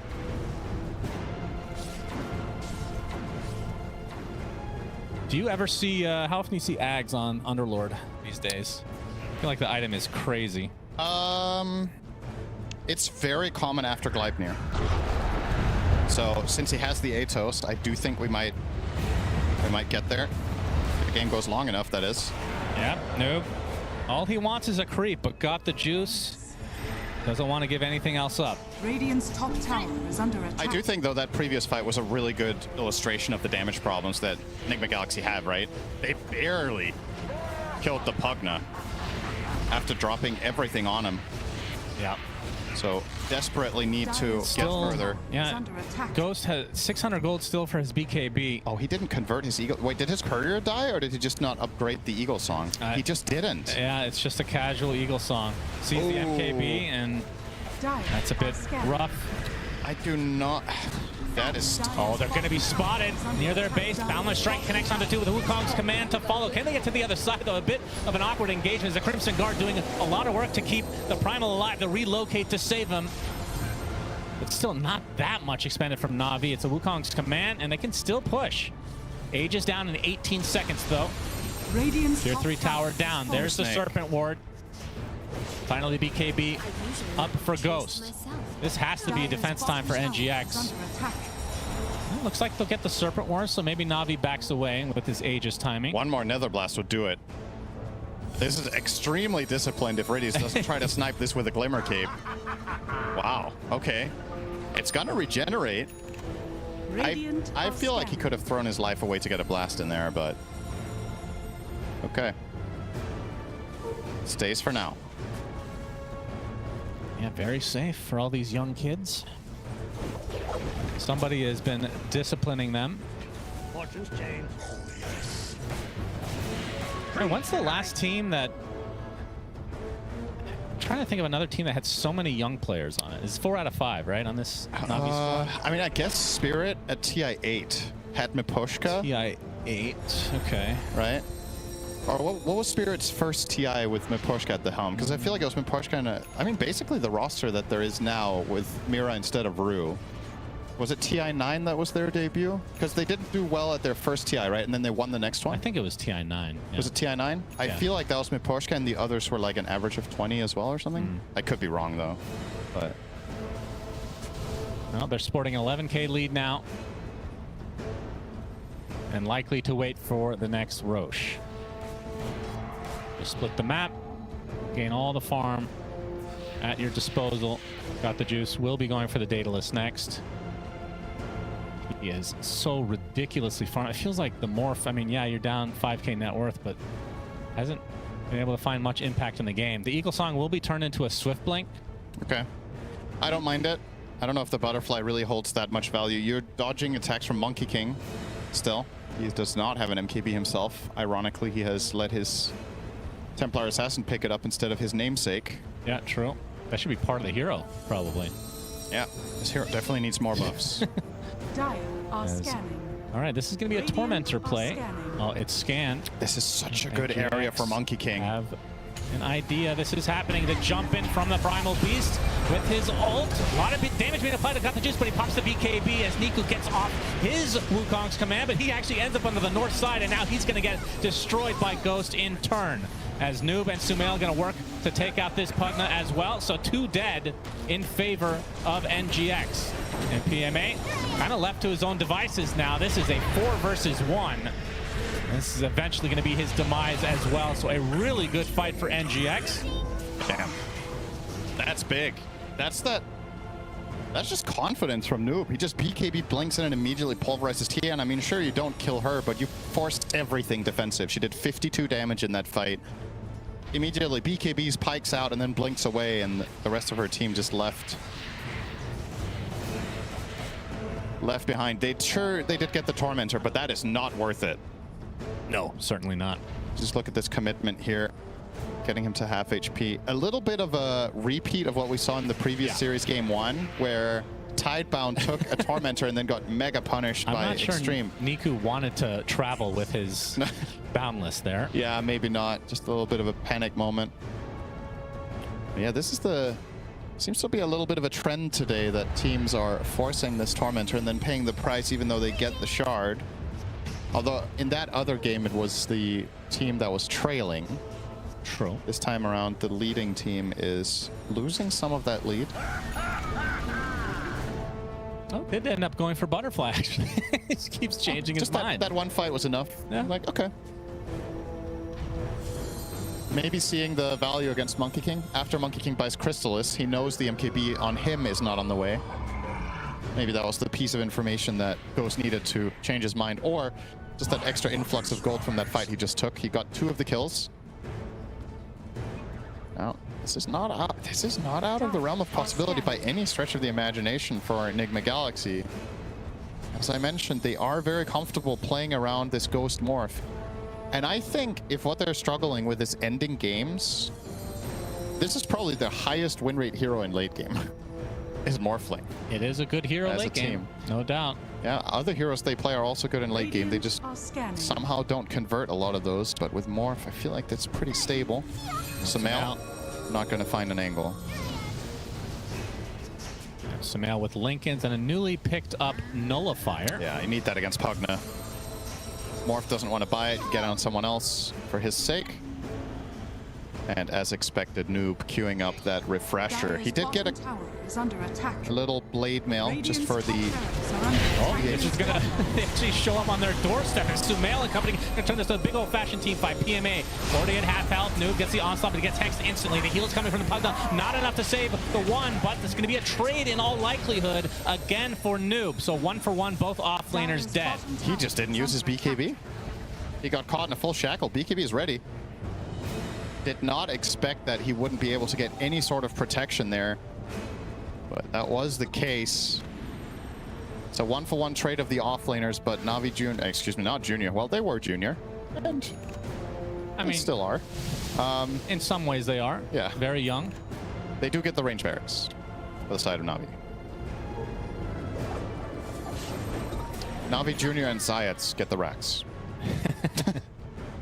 Radiant's top into the pit. under attack. Yeah, saying that Sumail has to push out that top lane, although the rest of NGX looks like they want to try to contest this. This is a 4v4. Already pretty low. Yeah, with no Underlord, of course. Doesn't have the Dark Rift up either at the moment, but this looks like it's going to be a little bit too late. And down goes Rose, got the juice, has the Aegis, and now NGX on the run. Got the juice, wants to get really aggressive. Will change his mind instantly, though.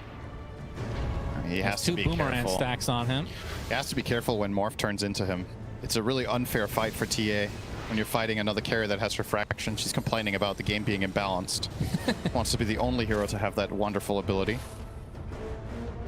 So doesn't want to play against Morph and doesn't want to play against Rubik because that's just not fun.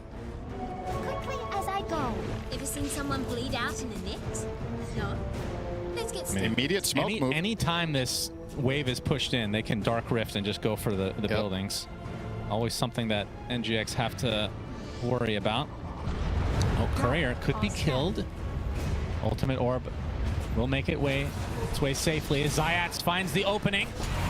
As Noob has to pop the BKB and retreat. Nice force stuff. Very quick. They needed to get that distance to prevent the shackle. Does get out, but another successful move from Na'Vi. This one could be bigger. Yeah, Lincoln's gonna help save him. Would have been a really big kill with that gem. Yeah, very curious which direction Sumail is going to take this build now. Nothing in the quick buy. Could go Octarine, could go Ags. Na'Vi, again, Aegis advantage. Serpent Ward is up. Yeah. And now placed. And again, the opening, this time on to Ghost. Already at half health. He's in a lot of trouble. Sumail very, very deep in this, but you can see the damage being applied to the TA. Got the juice in a lot of trouble. Pops the refraction, has that second life, of course. Fortification is now popped as Ghost turns into TA. Using that to his advantage to take out the Serpent Ward. Now got the juice. They have so much at their disposal to be able to get these buildings. Boomerang's starting to stack. They will get the barracks, so full lane now for Na'Vi. And still with plenty of time on this Aegis, they can reset and try for the bottom lane, which does not have a tower. Feels like a slow bleed right now. Just like in real life, one snake stronger than 5 man. It depends on which men, but it depends on the snake. If it's an anaconda, like yeah. What are you gonna do? I don't know. If you're 5 people, you could probably find a way. I don't know about that. Oh. Well, I think this one is bigger than an anaconda, to be fair. Yeah, true. And it looks scarier too. We are not letting up though. Immediately onto their next play. Leading the way, Sumail. Oh. And Zayats was super close. Of course, he does have to get through the Lincolns. Yeah. Seemed like he blinked into just a little bit of fog there, but yeah, even that's a big item for Ghost. This is where he's going to start to really take off. Has the Scotty. All the extra stats to work with. Yep, and they are trying to get an angle now. Got the juice, blinks in. He's gonna get pulverized. Remember, this has 2 lives to work with, so they're just gonna force that. And the fact that Noob used his BKB, they're gonna try to reset. But a balance strike connecting on the 2 as Ghost turns into the Monkey King, but the heals coming in from Pugna. Wukong's command finally comes out. The Underlord first to fall. Now the full shackle again onto Noob. Zayats is absolutely obsessed with him as Sumail.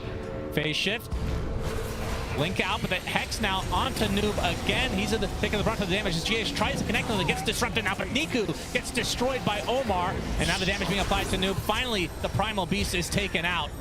As Congregations of the Deep are what it takes to take out Zayats. 3 for 1 in favor of NGX, and got the juice all alone. Attempted TP. Wow, He's fine. he actually gets out of that situation 1v4. That is so big for him to get that escape. It's obviously a great fight for Enigma Galaxy overall, and this time around, I think they leveraged Noob so much better. They're sending him in, he's tanking up a ton of damage. Sure, he dies in the end, but the amount of space that the Primal Beast made in that fight was massive. And of course, Morphling committed his full BKB to killing off Underlord. Well worth it. Get those auras out of it, get all of that damage mitigation away from the fight so that you can continue. And I have to say, Shannon, even though they've taken a lane and a half, I'm starting to feel Enigma Galaxy more and more in this. I think this Morph is reaching critical mass and becoming a serious problem for the Na'Vi side. Just one more damage item and Ghost is going to start bursting these heroes. He is, however, queuing up Satanic. I can't say I love that. I feel like when you have Io at your back and you have overkill. You have Io at your back and you have Primal Beast playing super space for you. What would you like to see, like a Daedalus or something? Yeah, get a Daedalus. Get in there and make sure you overwhelm the cores, right? You have TA who you can actually kill very fast once Refraction runs out. With Daedalus, you can maybe even kill Monkey King in the Wukong's command. Satanic feels a tad too defensive. Okay, Noob Seep's unhappy. Guys, 3 for 1 isn't good enough. I said he was always happy. This is the... I mean, look how big the model is of Primal Beast. It feels like he should never be dying. Yeah. Maybe he was probably upset at the game rather than his team. Like, this is bugged. Yeah, they have 3 Dazun blood rights. That is really good on Primal, by the way. Once he gets this refresher... What's his facet? Is Ferocity. Everyone plays with it. So he has the bigger AoE. The third pulse of Pulverize covers like 2/3 of the screen. With Dazun, for sure.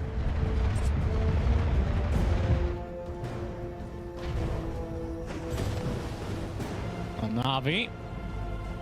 Do they wait for the next Roche, or will they try to poke again? It seems like they're in a hurry. I have a reservation at the nearby pickleball court. It's so random. They have the Roche banner, as Ghost's going to use this time. We'll take... Oh, GH, careful now. I guess the the shard. With the shard, okay. So that's the tether damage. Pretty useless, to be honest. I don't think GH is ever really being in an offensive position here. Okay, Serpent Ward placed. They're going to be able to take this out pretty fast, though. Yeah. And as long as you do this on melee Rex, I don't think Enigma Galaxy care that much. This is going to regenerate. So the next attack onto this barracks, it heals 5 HP per second, so that's 300 a minute, right? So in 3 minutes, it's full HP again. And with the cooldown on Snake being 2 minutes, well, you're not really making much progress like that. Yeah, he's going towards the refresher, though. Yeah, then he'll get it. So easy. That is a pretty meaningful win condition here for the side of Na'Vi, to be honest. Yeah, it does feel like there's a... I mean, that's going to come in the next 6-7 minutes. And I feel like win or lose, Enigma Galaxy might actually ban Shaman next game. Looking at how Na'Vi win their games and Zayat's overall player profile, it was the same when, I believe it was in a Valachia, I saw him play. He was almost only playing Shaman and Lion. Just really likes these Blink Hex heroes, and if you're going to ban one of them, you're absolutely taking out Shaman in a pro game. Specifically because that large Serpent Ward has just made such a big dent in their base this game. If Shaman was Lion, I think Enigma Galaxy wouldn't have lost barracks at all. The Serpent Ward has been the reason. Yeah, that's true. BKB now for PMA. That's a big pickup. Should allow him to stand his ground way more against the Morphling, mitigating a lot of the other damage. Of course, giving him the repositioning tool of just putting down a pit and walking away, waddling. I would love to see him get an Ags when he has to Dazun Blood, right? I just want to see it, man. I know. I want to see like Gleipnir Ags. I must be overrating this because I feel like I rarely see it. It's like a very... It feels like a luxury item in pro games. Yeah. But Gleipnir Ags... Yeah, and to Zoom Blood Ray. That is insane. I mean, it's a global route. It's got to be good. Yeah, I mean, Prophet supports by Ags for similar reasoning. NGX grouping up in the bot lane. Not going to find anybody here.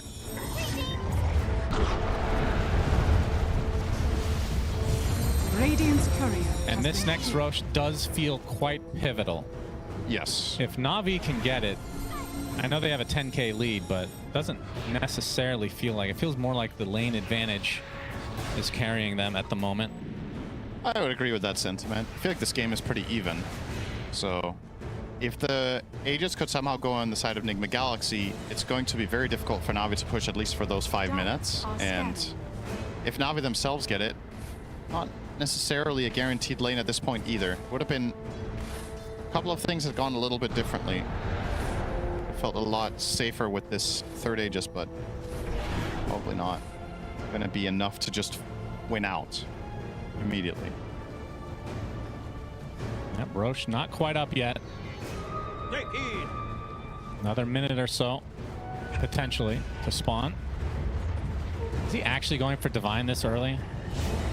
Oh, it's going to be Nullifier. Okay. I saw the Sacred Relic Demon Edge, like, Fortune's changed.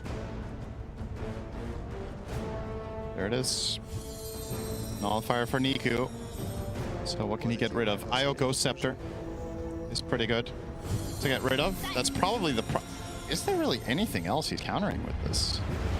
Wait, sorry, am I misreading this? Wait, who got the Nullifier? Is under attack. Yeah, that's true. They do have 5 BKBs. As there is the big item for Noob. Oh, he did get it. Okay, Refresher. Dire's bottom tower is under attack. So what are you nullifying except Ghost Scepter on Io? Radiant are scanning. Force Staff on Hoodwink, I guess? There isn't much for a nullifier this time around. Ton, yeah. Crimson Guard. Might actually make a really big difference to remove Crimson. That's probably a big consideration here for Niku. All right, Roche is up. And this is going to be a fight and a half. But Na'Vi have the advantage of they can just wait around, wait for these lanes to push. Of course, NGX do have Io at their disposal, so they can deal with it. Yeah. And they do have global presence on both sides with the Underlord on Na'Vi. Yeah, these refreshers are starting to be really big, though. I say these. I thought Shaman was going to go for it, but when he went for the BKB instead, he's obviously delaying it massively.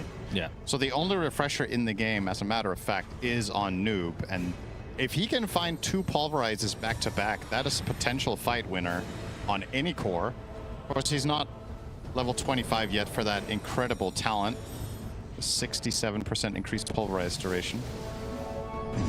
Whenever you see a number like that, you just know it was higher and got nerfed. It's like, there's no way that was the first version of this. It used to be double, which was crazy. And now it's 2/3 longer, which is crazy. And when you refresh, how does that work with the AoE? It just stacks additively? Hang on, how is it Because then exactly it's just, ferocity? it literally takes up the whole screen at that point. It increases your AoE for 15 seconds, so yeah. That's that's pretty insane. It is crazy. All right, they know they're going for Roche now. Bottom lane being dealt with a bit by an illusion from the Morph. Just occurred to me that Roshan's roar kind of sounds like Primal Beast, so maybe it's a mating call. Primal Beast very quickly We'll see if reacted to Noob wants to get involved. Yeah. Oh, you can see Zayat's on the bot lane showing himself. Going to be pushing in slightly, waiting for the creeps to push in, and then maybe going for a Serpent Ward play on the barracks. That'd only be the second lane, so it's not like it's for Megas, it's Ghost. He wants to go for Roche instead. Traps inside the pit. They don't get vision, though. Got the juice at the ready. They don't know. Are they actually gonna sneak this Roche right under their noses? Yes. NGX gets it. That is unreal. That's really, really big for this game that they get that for free. Zayat's finally going to drop this. No, it's too late Yeah, now. this is too late. Man, that was a little bit disconnected. If Na'Vi could have pulled off this play, say, 15 or 20 seconds earlier, that could have actually been difficult for Enigma Galaxy to weigh their options here with this bot lane under siege. But wow, like that this, is a huge shift now. That cost them nothing, and now the snake is on cooldown. So now you don't even need to worry about that if you make a move yourself now. Are scanning. Couldn't have asked for a better situation if you're an Enigma Galaxy fan. That was basically everything for free. Gifted. Yep. Na'Vi maybe showing some of their inexperience on the big stage here on the road to TI. Now in the cover of smoke is NGX. Jumping in is Noob with the Pulverize. They want to get rid of this Pugna. The Nullifier applied to him right now as well. Trample doing a decent amount. A second Pulverize. He's still not going to die. Noob is actually taking more damage than the Pugna. Actually dies to the Pugna. And now Niku inside the Wukong's command. Boundless Strike. Not going to be able to get the kill he was looking for. His Ghost super low on HP. Turns on the Monkey King. Gets the Boundless Strike to the other side. Is Zayats with the Hex. Do they have the control? Yes. The Shackle. Do they have the damage? Got the juice. Make sure of that. Life number 1. Bit of malice to start things out. Ghost saving his BKB for this moment. Waveforms away. Omar in the vicinity. Is there going to be a buyback for Io? Can he get the relook in time? Nullifier applied to the Morphling. But the Boundless Strike is there. That is the death of Ghost. No more Morphling for 90. Does have buyback though, as they find the opening onto Omar as well. Pit of Malice holds him in place. That is a dead Hoodwink. And just like that, NGX crumbling. Na'Vi with the 5D chest of giving them the Roche so that they can team wipe them outside their base. Double buyback now from NGX. They still do not have Noob. Does not have his buyback. 30 seconds they have to wait. This melee barracks likely to fall.